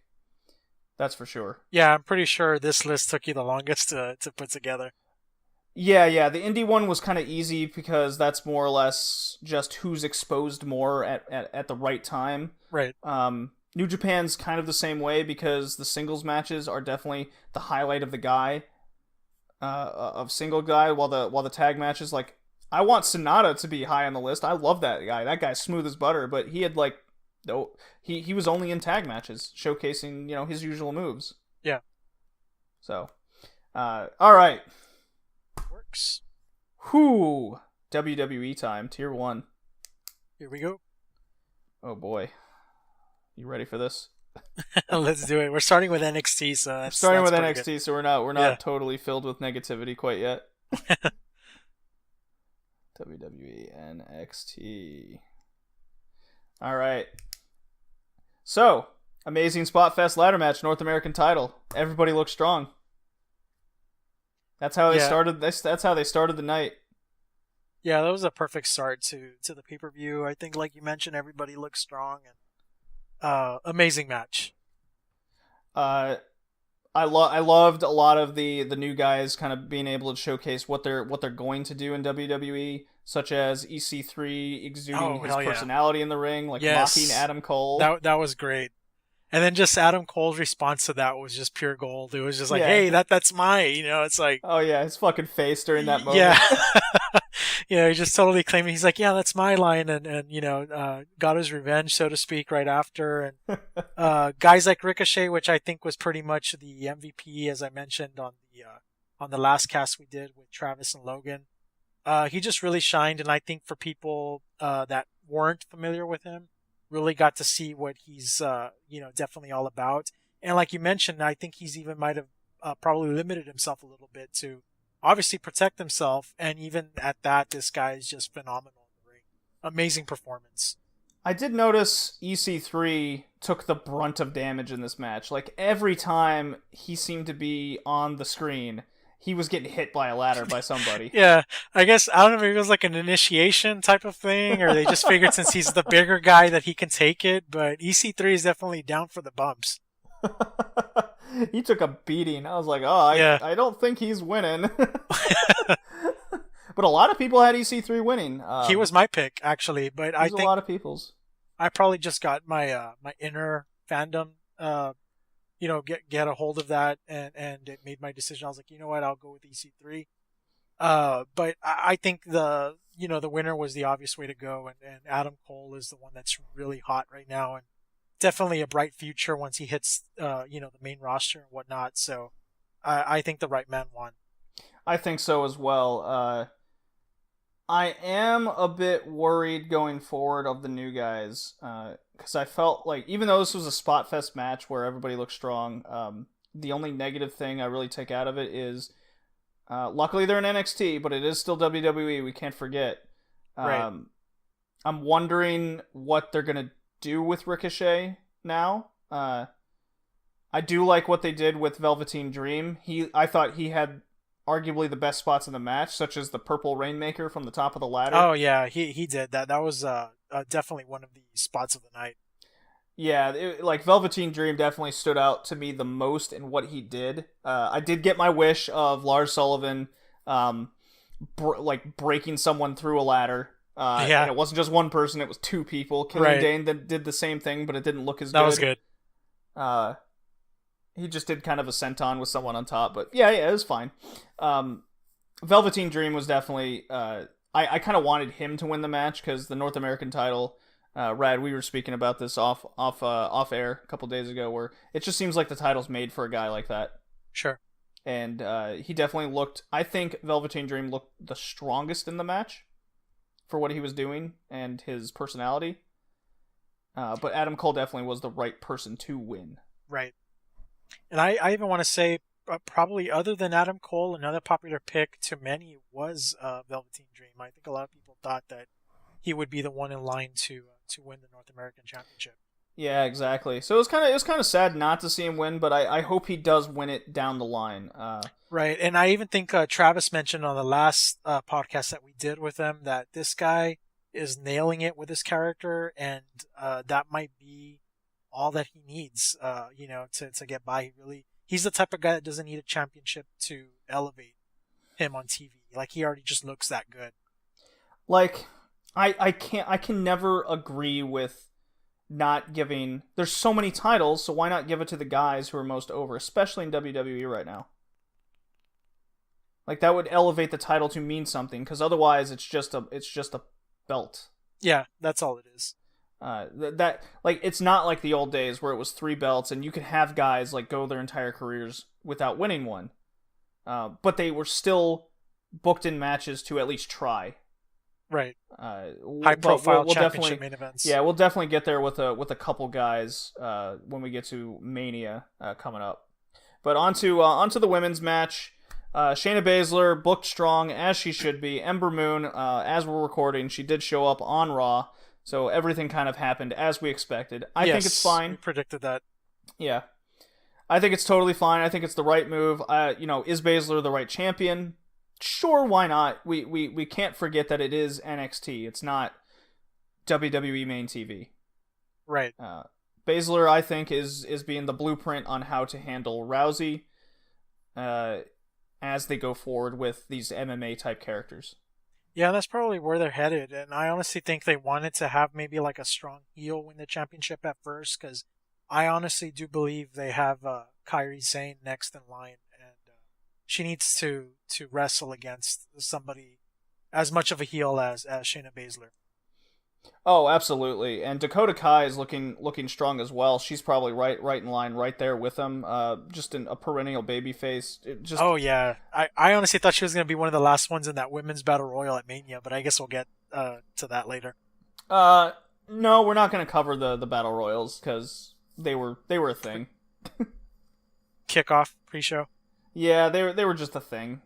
We'll just see what culminates after, and we'll probably talk about it another time. Sounds good. Yeah. There's just so many questions on what's going to happen going forward that I just don't think we have the time or even can really make positive speculations over things.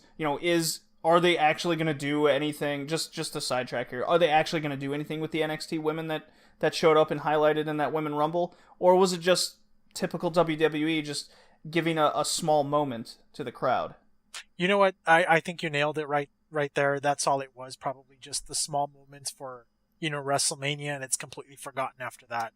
Especially with the length of the show and everything that happened after. So, but either way, I mean, Dakota Kai, we know that she's with NXT. That might be a potential program down the road as well. So, yeah. And then just speaking of NXT women that look strong in that Rumble, I really liked how Bianca Belair looked amazing.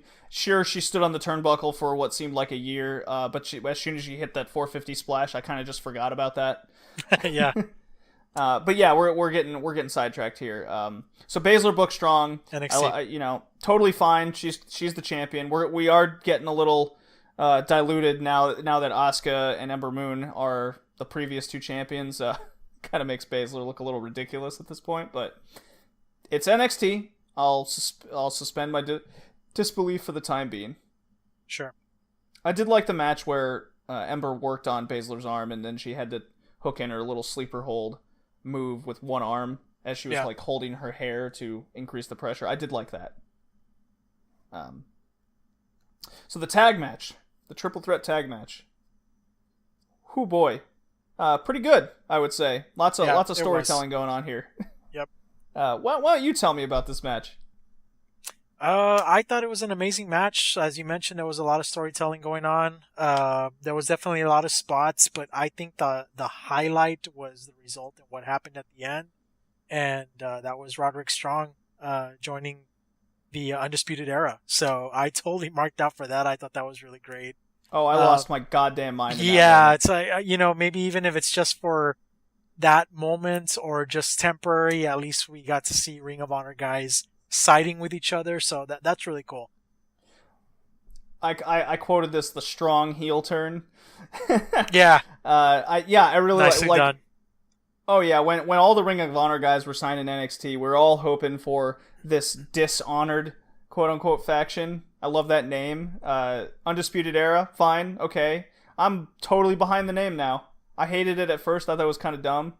But now with Fish, O'Reilly, Cole, and Roderick Strong, just dick heels all around. Cocky, like medium-sized guys. It's working. Somewhat small. It's great. Yeah, it really is. They're going to run NXT for the next year. Oh yeah, I have a feeling. I'm definitely looking forward to it. I need to get myself a t-shirt already. Well, it's like the only NXT shirt you can get with Johnny Wrestling. Yeah. No, you can't get anyone else's, but yeah, that's WWE marketing for you. They don't. Does Almost have a t-shirt already? No. He has his face and then it says CN on the back. Oh, that's right. I've seen that. That's right. It's dumb. For a guy, yeah. For one of my favorite guys in NXT and WWE to easily marketable, especially with to the Latin fan base, come on. That's based on his debut look when he had the hat and the suspenders and all that. Nothing. No new T-shirt when he was champion. Nothing. Yeah. Hopefully we'll get one soon. He deserves one. He deserves a lot of things. Maybe he'll show up on SmackDown tomorrow. I don't know. So yeah, the strong heel turn we both marked out hard. That's what the takeaway there. I look forward to what UDE is doing in the future. Oh yeah. So now we're on to not the main event, but the main title match. Aleister Black against Andrade Cien Almas. Yes. Oh my god, this was the match to me that match. Stole the weekend. Oh yeah. It was even better than the main event. It was better than everything I saw at Mania. It was better than everything I saw at Ring of Honor. This was given the proper amount of time. Do I like that Aleister Black kicked out of every single fucking thing Almas threw at him? Maybe not, especially if Almas doesn't move up to the main roster now because he's essentially buried by what Black did. If he does move up, then this is great storytelling. I love the interference from Vega, that, the person that got him the title now cost him the title kind of mentality thing going on. It's just like an oops moment. I really like it all. I marked out hard. Almas, to me, was the MVP of the match because he sold the shit out of everything Black threw at him on top of the plethora of moves. It was great. And Aleister Black is a very deserving champion. Don't get me wrong. He is Tommy End, Aleister Black, fantastic. He's good. Because of how this match went down, he looks like an unbeatable champion now. Yeah, he really does. He's always come off as strong to begin with, and I think this championship win just helped that situation. Absolutely. 4.5 stars minimum for this match. It was my match of the weekend. Minimum. It was 4.5. So, Aleister Black is the new NXT champion. I wonder if Drew McIntyre is that close to returning from his injury. Is he going to go he said he wants to go after Almas for like kind of a retribution type match. Does he then go after Black? That remains to be seen. I'm looking forward to what the future has in store for the NXT title. Right. Now that the North American title is a thing. They also did announce another Mae Young Classic coming. And another UK kind of King of the Ring tournament. So I guess WWE wants to keep on trying to bury the exploding UK wrestling scene. Probably. Yeah, I didn't know Tyler Bate was injured, but I think he's busy doing independent scenes. I think he's just kayfabe injured with WWE. Right. I could be wrong on that, but yeah. UK King of the Ring tournament announced, so it kind of makes sense why Pete Dunne did not win the tag title. But on to the main event. Gargano, the face that overcame the odds. Gargano versus Champa. The best built feud in WWE in a long-ass time. I totally agree with you on that one. That this storytelling, the build-up going into this match, freaking amazing. Totally reminded me of what we used to see back in the day, especially WCW, and I was just soaking it all in. I loved this match. I thought it was amazing, and like I said, the storytelling and the build-up going towards it was good. It was great. I especially loved the fact that Champa came out to no music. Oh man, that was awesome. He was berated with "fuck you, Champa" chants. Oh yeah, that wrestling, you suck, like everything.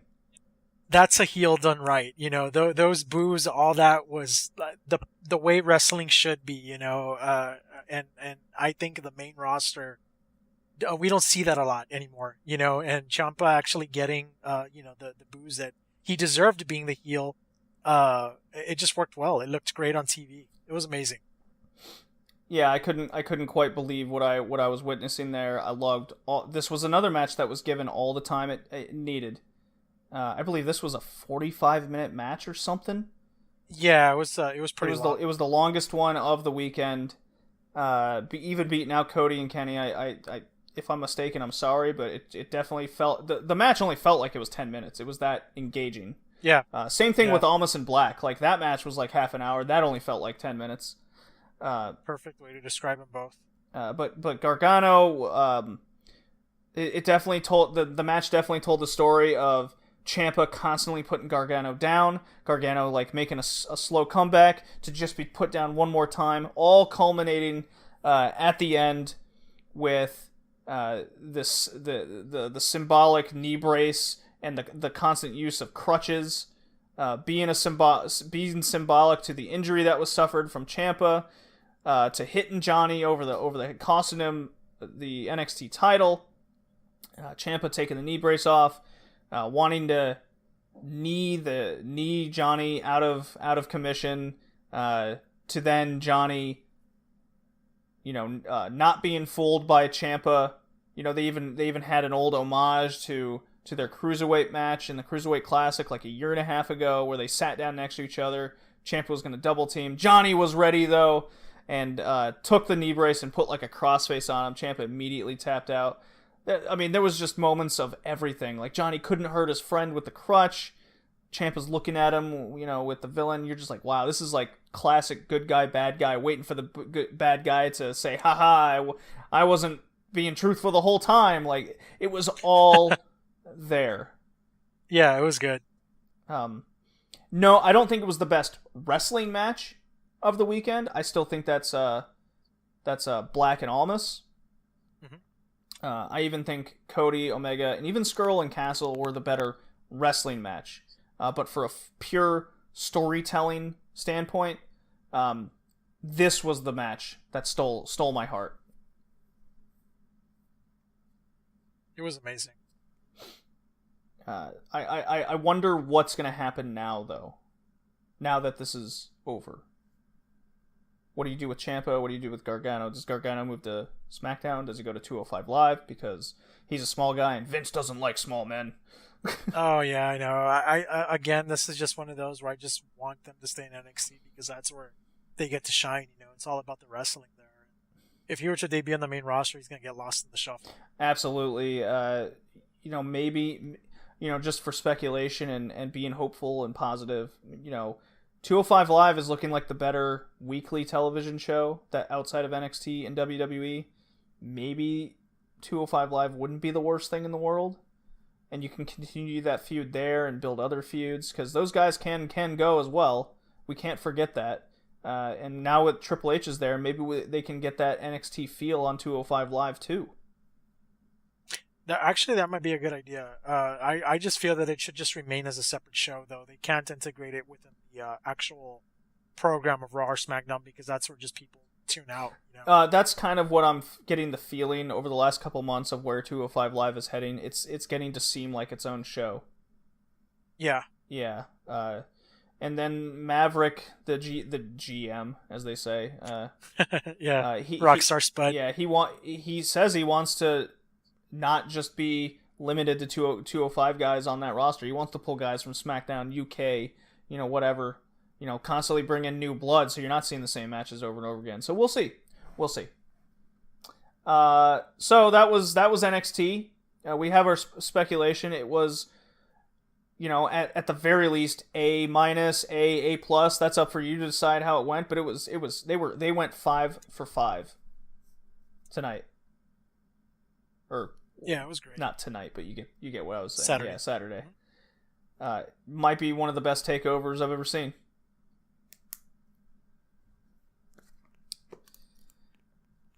Now we got to talk about Mania. Wrestlemania. Yeah. Oh, man.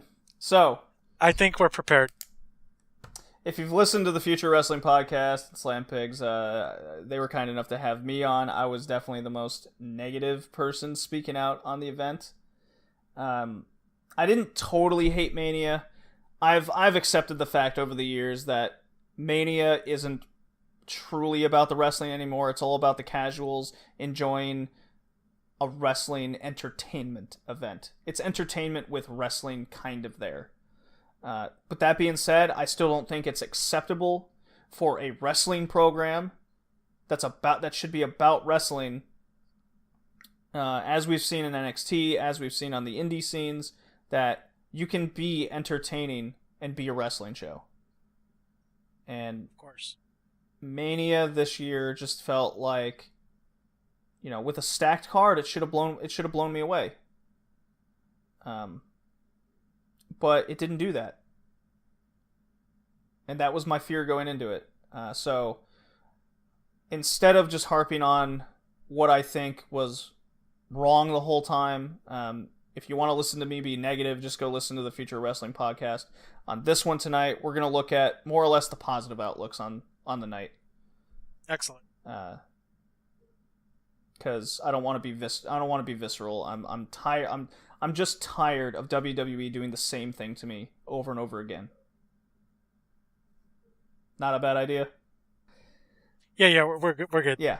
Okay, so Seth Rollins is the new Intercontinental Champion. Based on what we saw later in the night, I'm just gonna say it right now. Brock Lesnar won again. We'll get there. Seth Rollins won the title from The Miz. Clearly, Seth Rollins is the workhorse in WWE right now. The IC title is a workhorse title. It's on Raw. It's going to be the one showcased the most now. I don't like the idea of a main event guy being put to a mid-card title, but if they treat this title as a major title in WWE, as I think they've always should, Seth Rollins is the perfect guy to have it on. He can go with anybody. I love the guy. He's another guy that just exudes personality. He's getting a little too spot festy for me. I keep seeing the same like four or five moves out of the guy. Especially, even though that Rollins Balor match on Raw before Mania gave that match away for free, was really good. I'm hoping Rollins, holds the title for a while and has good rivalries built going forward. Give me a rematch with Miz going forward, and then Balor comes in, for a SummerSlam rivalry. The potential's there. Samoa Joe's coming back. That's an easy one to make. Of course, absolutely, and I totally agree with you on this. I think the Intercontinental Championship is just such a prestigious title. I think it deserves that kind of treatment. I'm a fan of the championship. I don't ever want it to be forgotten. So somebody like Seth Rollins to carry it, I think that's good for the championship. And like you said, there's plenty of star power that'll be returning soon, and we can definitely see some awesome programs. Pay-per-views going into SummerSlam and whatnot. But let's hope Seth Rollins keeps it for a good while. Yeah, because when we get to talk about the state of the Universal title, that'll be one of the last things we cover. That'll make sense on why I now think Seth Rollins, even though I disagree with a main event guy is going for this title, with what they're doing with the main show title, this does make sense. There are some underlying issues though in the long run, but that's neither here nor there. Right now, Seth Rollins is the Intercontinental Champion. I hope for a good built feud with The Miz going forward, because The Miz can go. To me, he was the MVP of that particular match, just because he was the only one not being a spot monkey. He was controlling the match and the flow. It's just a shame he ended up kind of more or less losing his title. So right. But match of the night was Charlotte versus Asuka. Who the hell saw that coming? What a shocking ending. Man, that was crazy. Yeah, so Charlotte made Asuka tap. The streak is over.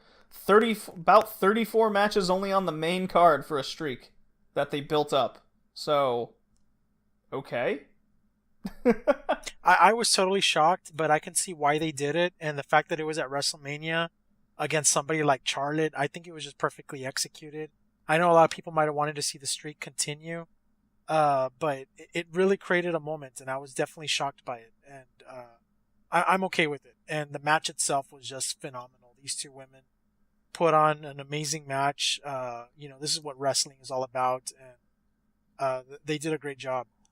Yeah, somehow I didn't doubt that these two don't have the skill. Charlotte is currently the best women's wrestler in the ring. Absolutely. In WWE. I still don't think the world, but definitely in WWE. Asuka is no slouch. Yeah. She can go there. I mean, one of the more memorable moments was Charlotte going for a moonsault off the top and flawlessly, just smooth as butter, Asuka catches her into a like a Coquita clutch, a sleeper hold maneuver. Yeah. It was like, wow, that was great. There was a Spanish fly hit from the top rope.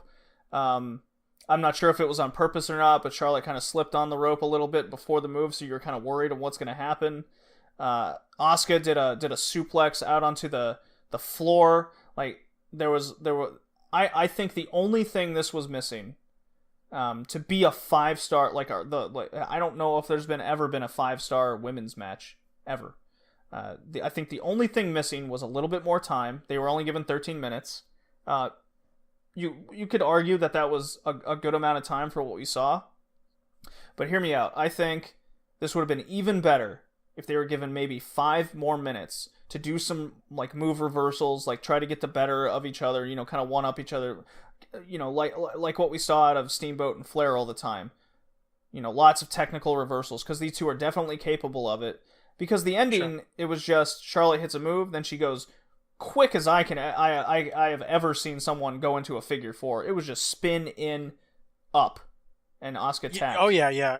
I totally agree, JD. I think this match should have continued. I think they already had the crowd in the palm of their hand, and it would have still been entertaining. And I honestly thought Asuka was going to kick out of that. I was not expecting for her to tap. That was a huge shocker. But it is what it is. And even at that, I think it was a good match. Came to a close. Yeah, I mean, it kind of reminded me of the old days in a pay-per-view where as soon as you got your submission in, it's over kind of thing. So that's why I don't hate it. But I would have liked to see Asuka, with her streak and how good they've built her up, to at least like try to go for the ropes and maybe just couldn't quite reach. Just a little bit more storytelling, a little bit more time. I think would have pushed this match over the edge from that 4 stars that I gave it. But yeah, match of the night. Yeah, to me it wasn't even close. And it was the second match of the night, so go figure. That's why Mania kind of just went a little bit downhill from there. There were still some good moments, such as Ronda Rousey. Rad, we were very optimistic for Ronda Rousey's future, and holy shit, was this not the most entertaining match on the card? It was the most entertaining match, and in fact, it's actually my match of the night. It was the one match that I was actually invested in, totally tuned in. My wife and daughter, who were kind of like on and off, that was probably the only match that kept them engaged. So that said a lot. And Ronda Rousey really pulled through, and she showed, the wrestling universe, so to speak, that she can definitely hang in the ring. And she really did just that. She put on a great performance, and I'm really looking forward to what the future has in store for her in WWE. Yeah, I mean, we were talking about like how to make this match work with Angle and Triple H kind of carrying most of it, and they did at first, and then as the match went on, the story just unfolded there with Stephanie constantly doing like running away heel tactics like Dick Dastardly and Wacky Races. Yeah. Like she's pulling her hair, pulling her down before a tag was made because she didn't want anything to do with Rousey. I thought that was good stuff. She was like playing the role of the heel and like bullying her, and it pissed her off to get that Rousey that we all know. Oh yeah, it was great. That was great. I love the way Rousey even came out with the Roddy Piper homage, like dressed in the plaid skirt. Oh man, I can't wait for the Elite to be released on that. Oh my god, that was great. I was like, is she gonna wrestle in that? She took it off just like Piper did, revealing kind of this MMA outfit. I was like, great. This is exactly what the people wanted. Rousey hit some great moves. She had this great rolling clothesline. I was like, holy shit. And then it just like kept going from there to this spinning reversal technique into a backdrop. Oh man, that was good. When she lifted up Triple H was probably like the highlight. It's like, man, that chick can do that. You could notice kind of Triple H kind of helping her out a bit, with a little jump as well. But, that just proves how good Triple H is as a wrestler. There's no doubt about that. Always has been. Always has been. So the people involved definitely helped. Little funky things going on every now and again, like Stephanie like blocking legit MMA moves. I was like, oh my god, come on. That was giving me like ridiculous Shane McMahon vibes. Yeah. But it did give this was just a classic good guys versus bad guys story, and the good guys coming out on top as they should. This to me was a true Mania type moment. And not only Ronda Rousey, but I thought Kurt Angle looked great as well. He looked like if he hasn't aged since his last matches in WWE 15 years ago. He pulled out some moves as well. I thought everything was just perfectly executed. The right tag team won. Yeah, I mean, I mentioned my fun little mixed tag belt scenario, and God, does that just not look better and better every day? Because you wouldn't want to see like Angle and Rousey win the belts, win those type of belt. But that's some legitimacy to it. Brings legitimacy. That's all in my fantasy head. I can keep dreaming. But I mean, well, maybe one day. Rousey. I mean, you can tell that WWE is just kind of like practicing with that intergender type of wrestling, and I think in this match it really showed that it works. Oh yeah, like Triple H was gonna pedigree Rousey. Angle had that was awesome stuff. Angle had Triple H ripped her out of the ring right onto the floor. Rousey sold the shit out of like she was practicing something over the last week after she went through the table and didn't sell it very well. Oh yeah. But this match she sold the shit out of everything. Yeah, she did. Like I loved it. Angle putting Stephanie in the ankle lock, kind of looking at the crowd. Like, everything was played very well. Yes, Rousey still has a ways to go, but this match definitely was a highlight and a good takeaway from Mania. And this is a prime example of where wrestling and entertainment can coexist and work well. And this match really did it. Speaking of entertaining, Cena was kind of being the bro in the audience for a while. He was informed that Taker was there, and he goes and runs to the back, gets his jorts on, comes out. Here comes Elias. Lights go down. Elias comes out. Everyone kind of got trolled there for a second. Elias being Elias. I'll talk more about Elias in a second here. Let's get to Taker comes out. Everyone fucking loves it. Who doesn't love a Taker entrance? And that's what it's all about, man. Wrestlemania and his entrance. Kind of what we didn't expect was Taker to squash Cena in under 3 minutes. Yeah, that was totally unexpected. Wasn't Biker Taker, it was Dead Man. I don't know. What was going on with Cena in this match? Like, everything he did, he was like falling early. Yeah, I think he was trying a little too much to play the role of suddenly being scared that the Undertaker actually showed up. I don't know, maybe that had a lot to do with what he was pulling off in the ring, but that's pretty much all we saw. It was just him being scared of the Undertaker. The Undertaker did some moves, squashed him, buried, 1, 2, 3, done with. Thank God he didn't lose at Mania. Like, Christ, I think that would have tarnished the record. Does this lead to... I see this leading to one more match at Survivor Series against Cena, or even a third person involved in which Taker will finally call it good. That'd be good. I wouldn't mind watching that. But let's say if that doesn't happen and it only ends here at this Mania, I think I'm okay with it. And the Undertaker definitely looked healthy. He looked good and he looked strong. And I think Cena did him a solid with that one. I mean, here we have the Undertaker, who for the past several years has had so much trouble defeating his opponents. All of a sudden, you get the top guy in the company, and he beats him like nothing. So that didn't make sense to me, but it made the Undertaker look great, and I think that's what they were going for. Yeah, it definitely left a good taste in Taker fans' mouths heading out. The 3-minute squash was just kind of funny. So as long as I look at the positive on it, it's okay. Let's just see what happens going forward with Taker, if this is a one-time thing or does he show up one more time. I personally don't believe for 1 second they're not going to try Cena getting a revenge match.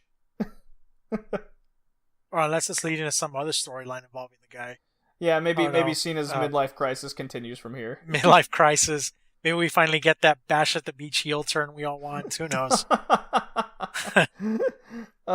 He pulls out like a CM Punk style thing, and he's like, "I'm sick of losing, and this is management's fault." Like, whatever. But speaking of possibly returning old superstars, Daniel Bryan came back. Good feelings. Not much else to say about the match. Shane McMahon's the best wrestler on the planet, apparently. He could hold his own against Kevin Owens and Sami Zayn. Sure, fine. Yeah, it's wrestling, I guess. I'm sick of seeing McMahon's, but the point to take out of this match is Daniel Bryan looks strong. Little subtleties in his moves, like his drop kick, and he's kind of holding the ropes as he's coming down. You can definitely. I noticed that. You could tell the ring rust that he might have had, and I don't blame the guy. I mean, he only had weeks to train for this. I wouldn't even call it ring rust. It looked like he was fiddling with his moveset to try to be a little bit safer on certain things. That's what I took out of it. But he did win, so good emotional feeling all around. The yes movement's as strong as ever. I thought the little Terminator viral yes thing before he came out was kind of weird, but yeah, sure. I noticed they rehashed that Terminator entrance from Triple H back at WrestleMania 31 against Sting. Oh yeah, we didn't just get one tricycle. We got like 9. Oh god. Well, it's funny you bring up entrances. Very weird feeling I was having all throughout Mania. Like, I was like, I don't hate this, but it's not great by any means. I'm sort of entertained. I didn't like the look of the Titantron whenever the mask was there. When the wrestlers were coming out in the Tron, as it looked like a pair of sunglasses, I thought that was cool. Right. But when that Mardi Gras mask was there, it just looked sinfully ugly. I didn't really like it, to be honest. I know a lot of people saw the entrance and were like, "Oh yeah, it's an awesome entrance. I can't wait for Wrestlemania." But when I saw it, I don't know. It's like I didn't really like it. Not that I hated it, but I just can't say that I was impressed by it. Not to mention with entrances, I wasn't a fan of all that CGI graphical thing that you could tell they were practicing with. I hope that's not a new way, for entrances and ditching the pyro for digital CGI graphics. But I don't know. Yeah, the pyro was put in odd places. Like Charlotte got like a couple crackers up in the sky. Yeah. I did like her Queen Throne entrance, but then Asuka came out and she had the masks kind of in 3D. Like I put on Twitter, like did I miss the notification to bring my 3D glasses? Like did I miss something here? Because it's fine, I guess. It just felt off. Like it's just my feelings of the night. It felt off. Yeah, it was off. Triple H gets the special entrance. Only Randy Orton, Brock Lesnar, they were the only champions on the night that came out last. That's just an old school mentality I have, that the champion should always come out last. Yeah. You could definitely tell guys were getting priority over other dudes on the roster. Finn Balor's entrance was weird. I get what they're doing with the Balor Club for everyone. The transsexual, openly gay kind of thing going on. So we saw it. Sonya Deville had the rainbow outfit. But we spoke that WWE wrestlers look like t-shirt salesmen, and that's what I took out of Finn Balor. I didn't have an issue with the whole rainbow. You could dress him up Rainbow Demon. I don't care. But to miss a demon entrance, or even, if you're gonna do this like Balor Club for everyone, why was it only like 15 people on the stage wearing a shirt? Why couldn't it be like everybody from the audience is down just for Balor's entrance? It just felt off. Missed opportunities. Clearly, it was more pandering than anything. I don't appreciate that. I think it's kind of insulting as a fan. But anyways, getting sidetracked. Getting more negative again. But yeah. Everything felt off. So Daniel Bryan, good feeling, right? Yeah, good feeling. Yeah, he's clearly got to go under his impact testing. That was my kind of joke, trying to make jokes out of things. Because after Owens took him out, I was like, does he have to get taken to the back for impact testing before he finishes the match? Yeah. But he did finish the match. He looked good. The ring rust didn't look too bad. The subtleties and his moves looking safer. I kind of like that. Now for two concerns I have before we get on to the last three matches. Because Rad, you and I definitely have feelings of the last three matches, that's for sure. Of course. Elias and Rusev. Rusev Day is over as fuck. Elias is over as fuck. Travis isn't the only one who said, like, they're over, they don't need a title. Well, here's my issue. Yes, they're over, but for how long? How long does the shtick last before we get tired of it? And if they don't have legitimacy behind the character and we just see him lose all the time, get pinned, what have you, then what is there left for them to do? Because if they're winning matches and in the conversation, or even like going for the titles, then those characters will have more longevity. Not everyone can be Jake the Snake Roberts, right? Right. With Rusev reportedly asking for his release because he's not getting treated and just being thrown into the main event, the U.S. title picture, and then not only losing the match but eating the pin. I was the only one out of all the podcasts who didn't have Rusev winning. I had Randy Orton winning because it's Randy Orton, but Jinder Mahal wins. So the positive I take out of that is we finally have a heel mid-card champion. Fine. I don't see why they couldn't throw a rivalry with Rusev as the champion and then they do something there. I don't. Again, it just felt off. Yeah. And then Elias, do they even want him to wrestle? I know he's coming off more as a segment these days. Just a character makes a quick segment and he's out. Yeah, just peace out. I played my guitar 3 strings. I saw more of him on Twitter videos of people showing Elias playing at bars on Bourbon Street the whole time, more than he was at Mania. Yeah. Like he ate an F5 or not an F5, a attitude adjustment, and then he was gone.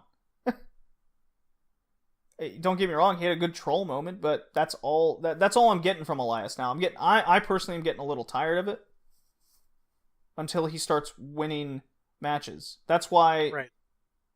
That's why if there's an established mid-card, like, he'd be the perfect guy to go for it. I'm not saying he needs to win, just go for it. So maybe a superstar shakeup and he goes to SmackDown and goes for the US title.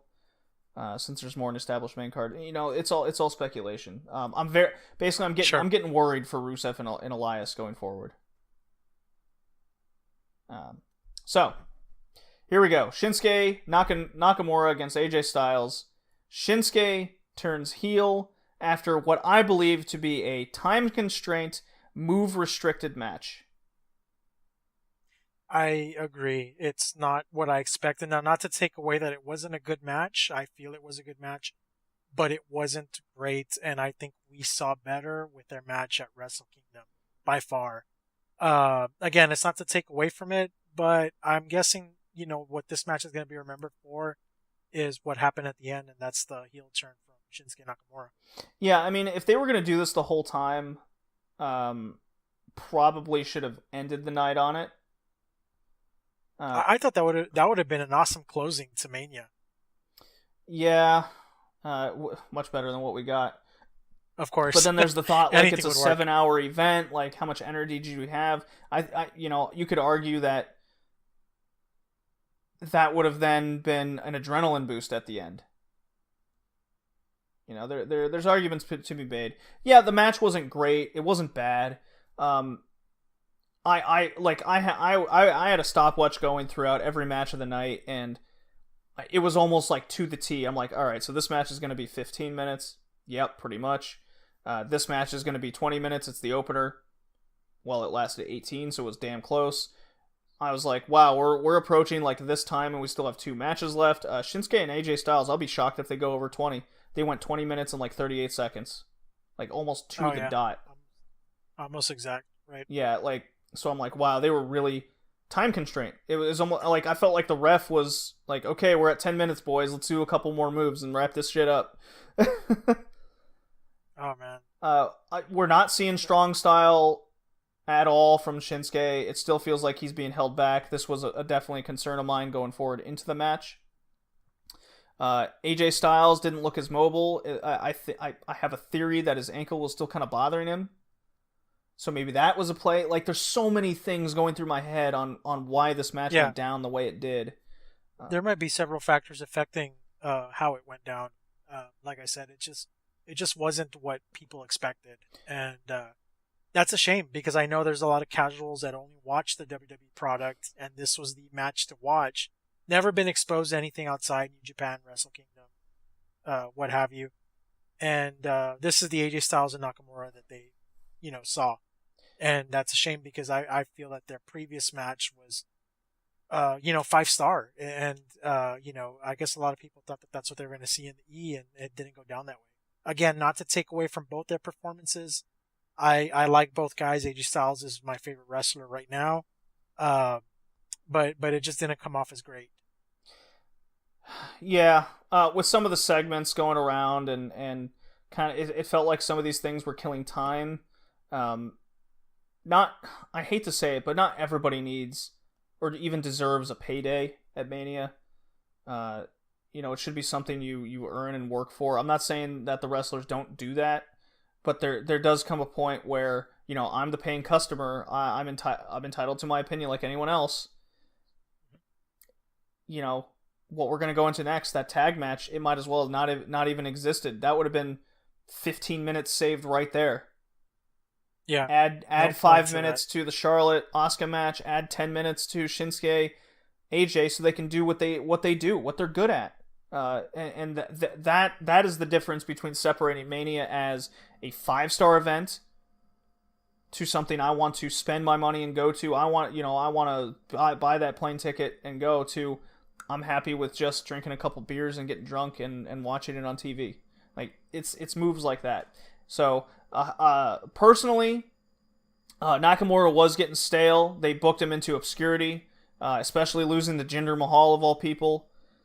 Even Chris Jericho on his podcast, he was sick as shit of them fucking around with Shinsuke like the way they've been doing. Yeah. Positive outlook. Maybe Travis is right. Maybe Logan is right on the Future Wrestling Cast. Maybe you're right. Maybe this heel turn is the right time. Remains to be seen. I don't doubt for a second Shinsuke's going to be a bad heel. We've seen him do it in New Japan. He's excellent at it. Yeah. But how will they... I still don't think... this was with Jay with the Smack It Down podcast. He's like, you still mad? And I go, look, I'm just sick of the foreigner being pinned as the bad guy over and over again because they're not American or Canadian. Like, yeah, that's WWE's logic. It's WWE's logic so much. And I'm like, aren't we past that? This isn't the late 80s anymore where communism's ruling the world. They're evil. AJ Styles is an amazing heel. And he has the verbal skills. Why couldn't... This could have been easily the other way around, where Shinsuke wins and AJ, loses his shit. It could have easily gone the other way. And you know something, JD? I think had it gone that way, it's already expected. I mean, we as a matter of fact, with the build-up, even though they were both faces, AJ Styles still came off as that heel, and nobody was expecting this. Then you have Nakamura congratulating him by, giving him the title. It's like, oh man, you have the ultimate sign of respect, and then here comes a low blow. It was not expected whatsoever. And watching this, that was probably my most surprising moment of the night, even more so than Asuka tapping out. Yeah. I really wasn't expecting that. I thought they were going to, do the sign of respect. He'd give him the title. They'd, hug each other, raise the arms, leave the ring together, and that's how we would keep it, classy. But no, he pulled that low blow, and I thought it was executed well. Whether it's the right time, too early, too late, that remains to be seen.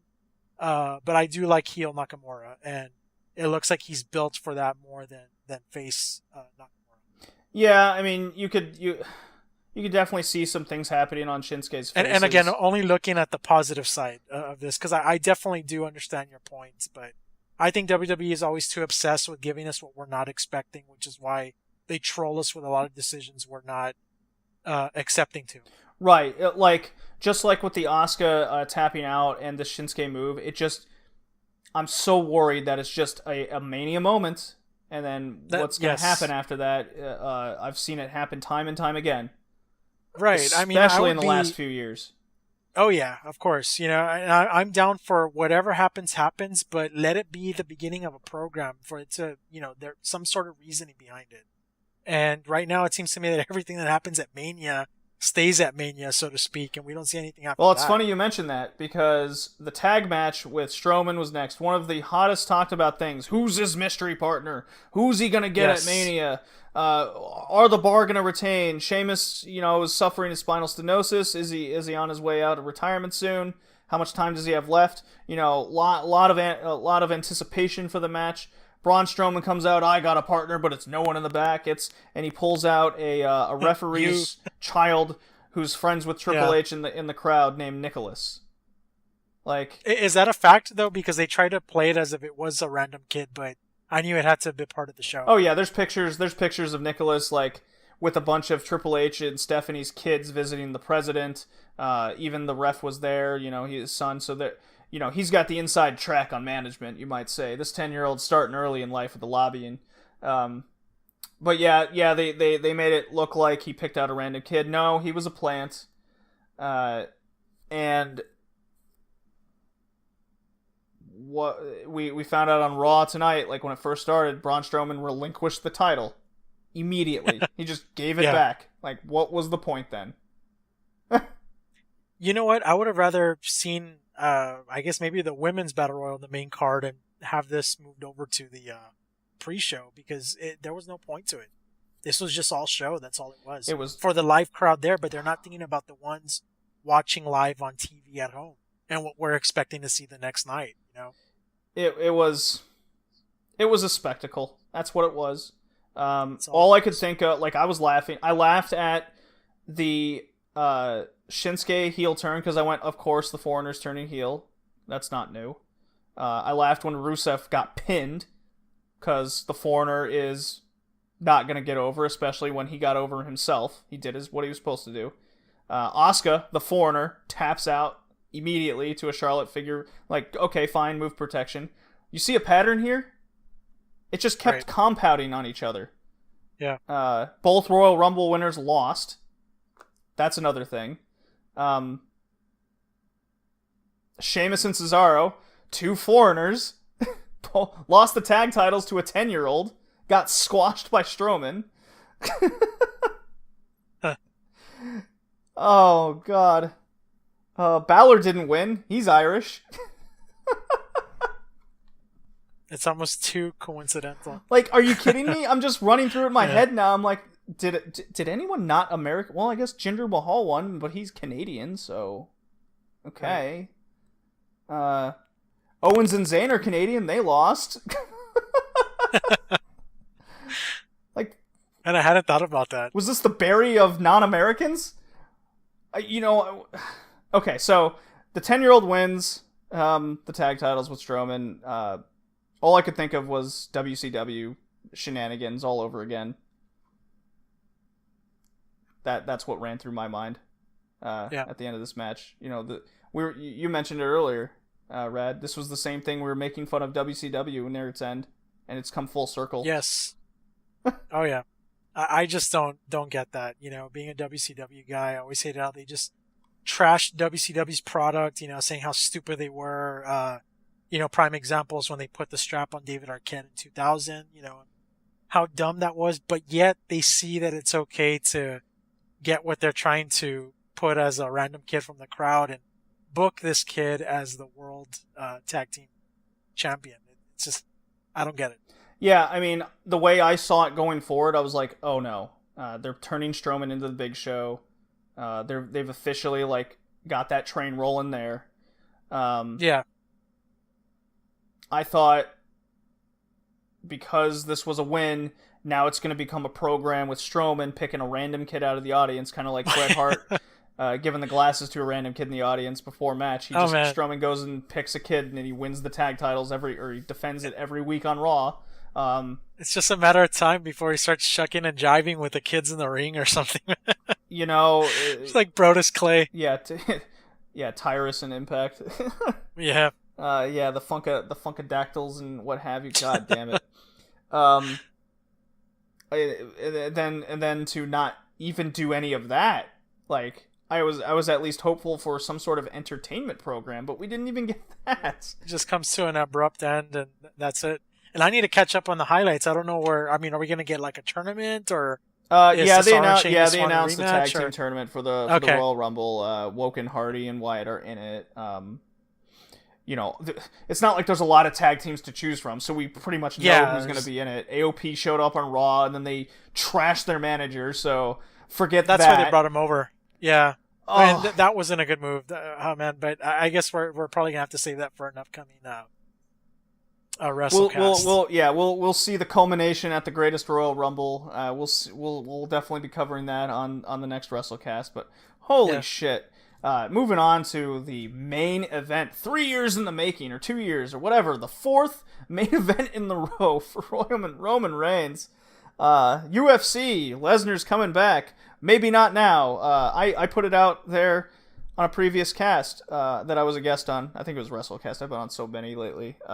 Like, what if Lesnar wins, guys? And they're like, ha ha ha. I'm like, but it's WWE. That's all I need to say. And sure as shit, Lesnar wins out of hitting. Oh my god! So Rad, you're gonna get a kick out of this. I was live streaming my reaction the whole time on Twitch at Rad and JD, Red Leaf Retrocast. And when it got here, 5 people joined me in the live chat on Twitch and everything, and they're just like, "So how's it going?" I'm just like, I'm groaning. I'm just watching, and then they go, "No, like give us play-by-play commentary." And I was doing my damnedest to make it just the most ridiculous thing in the world. Because it was just like, and there's a Superman punch! A second Superman punch! The 5th one didn't work! It was released into a 7th suplex by Lesnar! Like, I was counting as it was going on. So, there was 3 spears, 1 over a table. It took 6 F5s to pin Roman Reigns clean. So what does that make everyone else look like? Just taking 1 F5 now. In kayfabe. Yep. Like, the whole roster's buried without even trying. Roman Reigns was busted open out of, I guess, was a work/on-the-spot thing by Lesnar because, good God, the crowd was not into this. Still remains to be seen. I know that there was some sort of controversy that might have been Lesnar going into business for himself to kind of keep the match entertaining and whatnot. I don't know. I think that's a work in itself, but regardless, that didn't help any. The fans could care less. It was WrestleMania 31 all over again. Lesnar even pulled out the Suplex City bitch. I just started laughing after that. I was like, oh my God, I can't believe this. Oh yeah, he even said motherfucker after like Reigns kicked out of whatever F5 it was. After the Raw Tag Team Championship, they should have just played a replay of the main event from WrestleMania 31 and it would have still been the same. But hey, at least Seth Rollins would have cashed in the imaginary briefcase and we would have got him as champion. Other than that, there really wasn't anything to watch. It was horrible. And then the show abruptly ends. Like, we don't get congratulations to the new champion, the pyro, the dome going off in pyro and everything. No, it just comes to an end and we get the replay of the entire show. I think a lot of fans went to sleep that night pissed off. Oh, no doubt. Like, I just don't get it. I don't get it. And I was pissed, like any fan was. Like, this is the main event. There were people visibly leaving as Roman Reigns was coming down to the ring. Roman Reigns had pyro. Of course he did. Lesnar comes. Of course he did. Lesnar comes down. I mean, there was beach balls going through the crowd. There was "this is boring" chants. This is awful chants. CM Punk chants. Like, you name it. Nobody was into this thing. It was.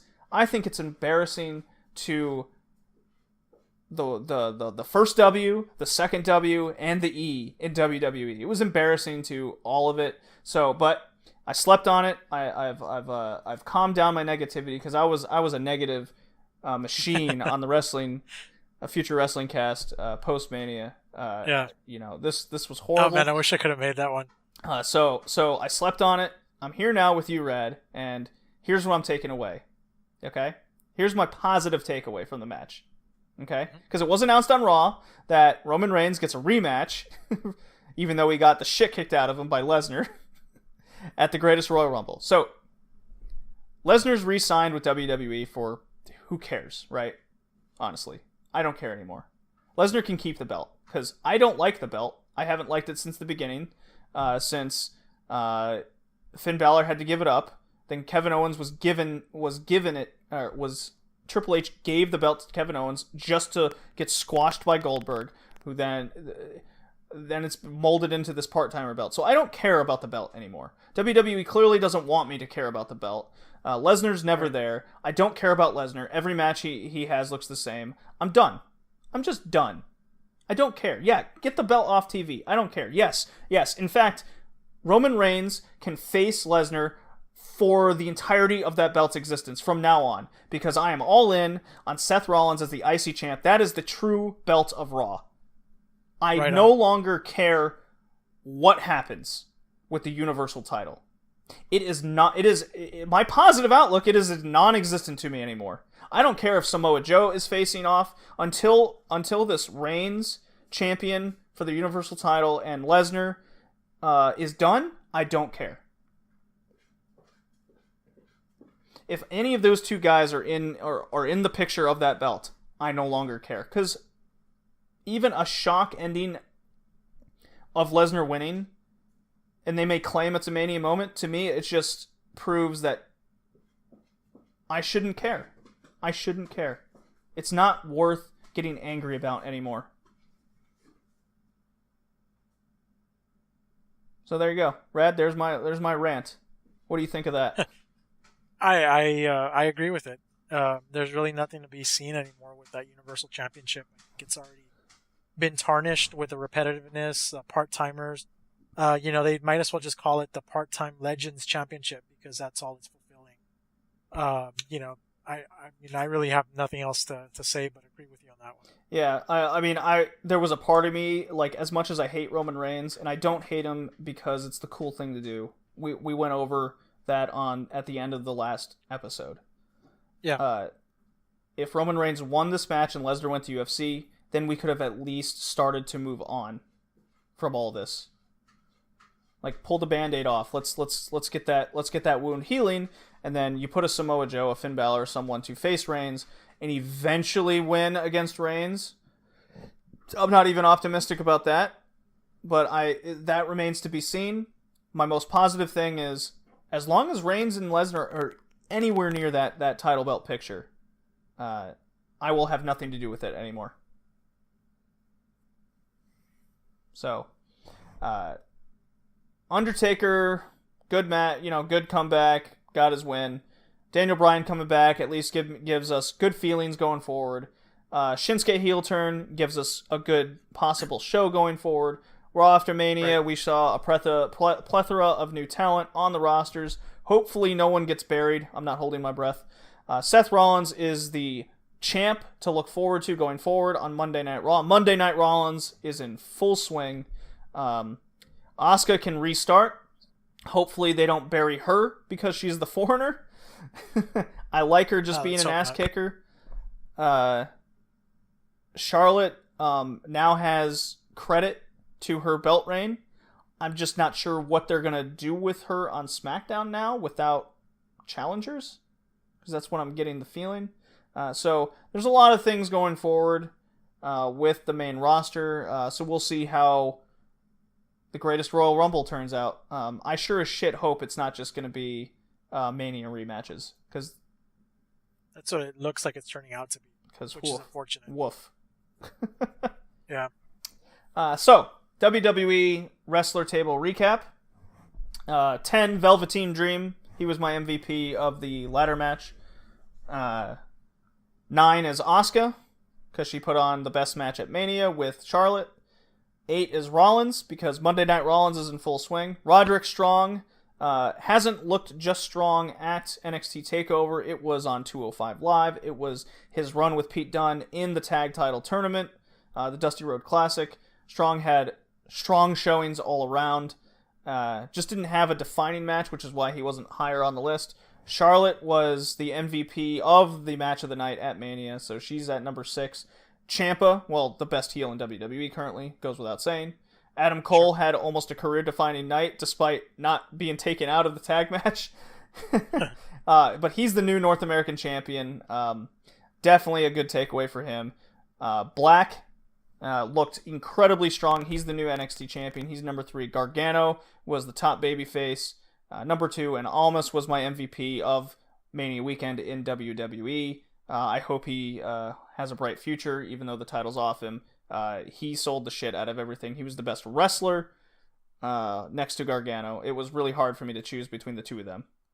1-2. So what do you... Very well put together. Yeah? Good reasoning? Yeah, very well put together. And like you mentioned, Almas and Gargano, kind of hard to choose between the two. I would even say they might have even been tie. But yeah, I really like this list. Yeah, and then the updated table rankings for the WWE wrestlers in Tier 1 is Shinsuke Nakamura is kind of hanging out at the bottom there. Braun Strowman, he has points left over from his Elimination Chamber performance. Alexa Bliss is on the list because, well, she's the best heel. She was the best heel for a while, putting on good matches. Asuka, she made the list. She got up to go up. Adam Cole, naturally. Black, then Rollins, Gargano, Roderick Strong, Almas at the top. Very, very tight race between that top 3. I expect Seth Rollins to climb the list over the next couple months. Not because they're just going to have more exposure. Thoughts over that?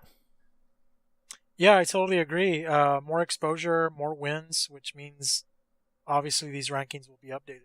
Yeah, so I want to know who your standout wrestler and match of all of this was.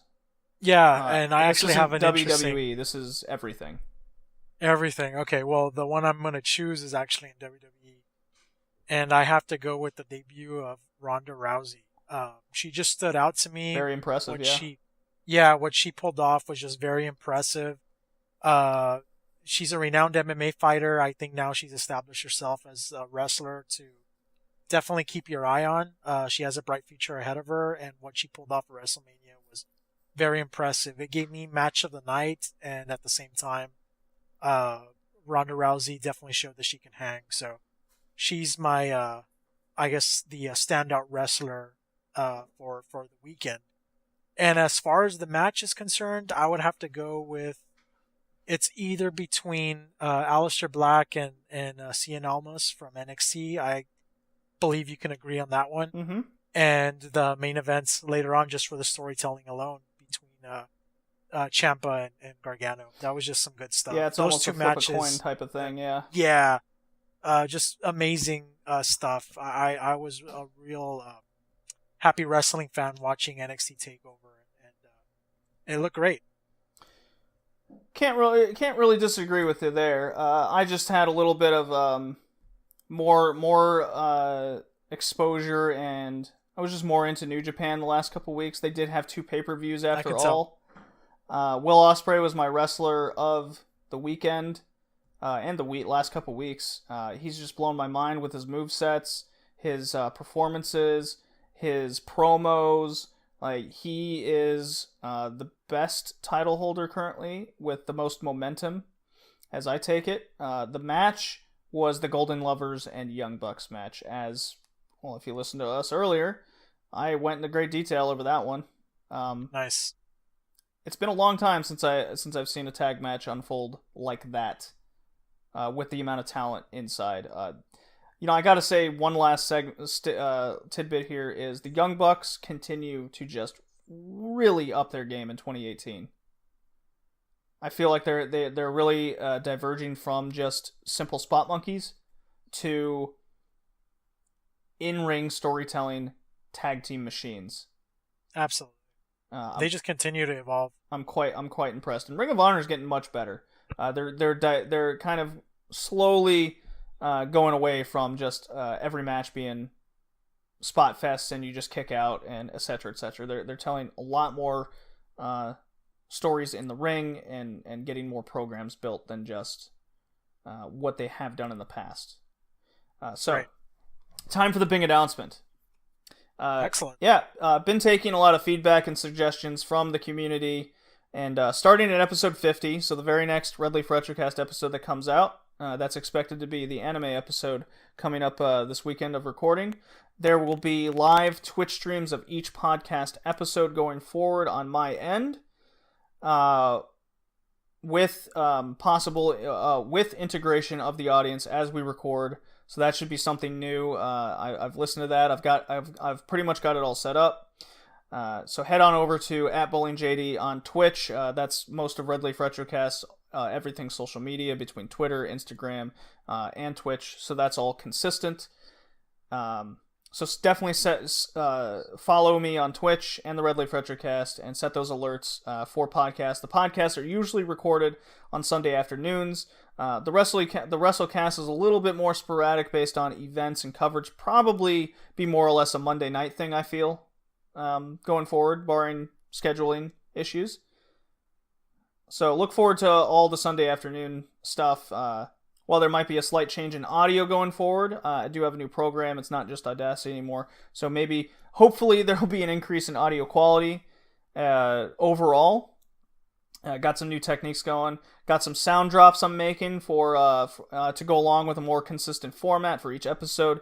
So the format going here, if you like it, this will be more or less a more consistent thing going forward.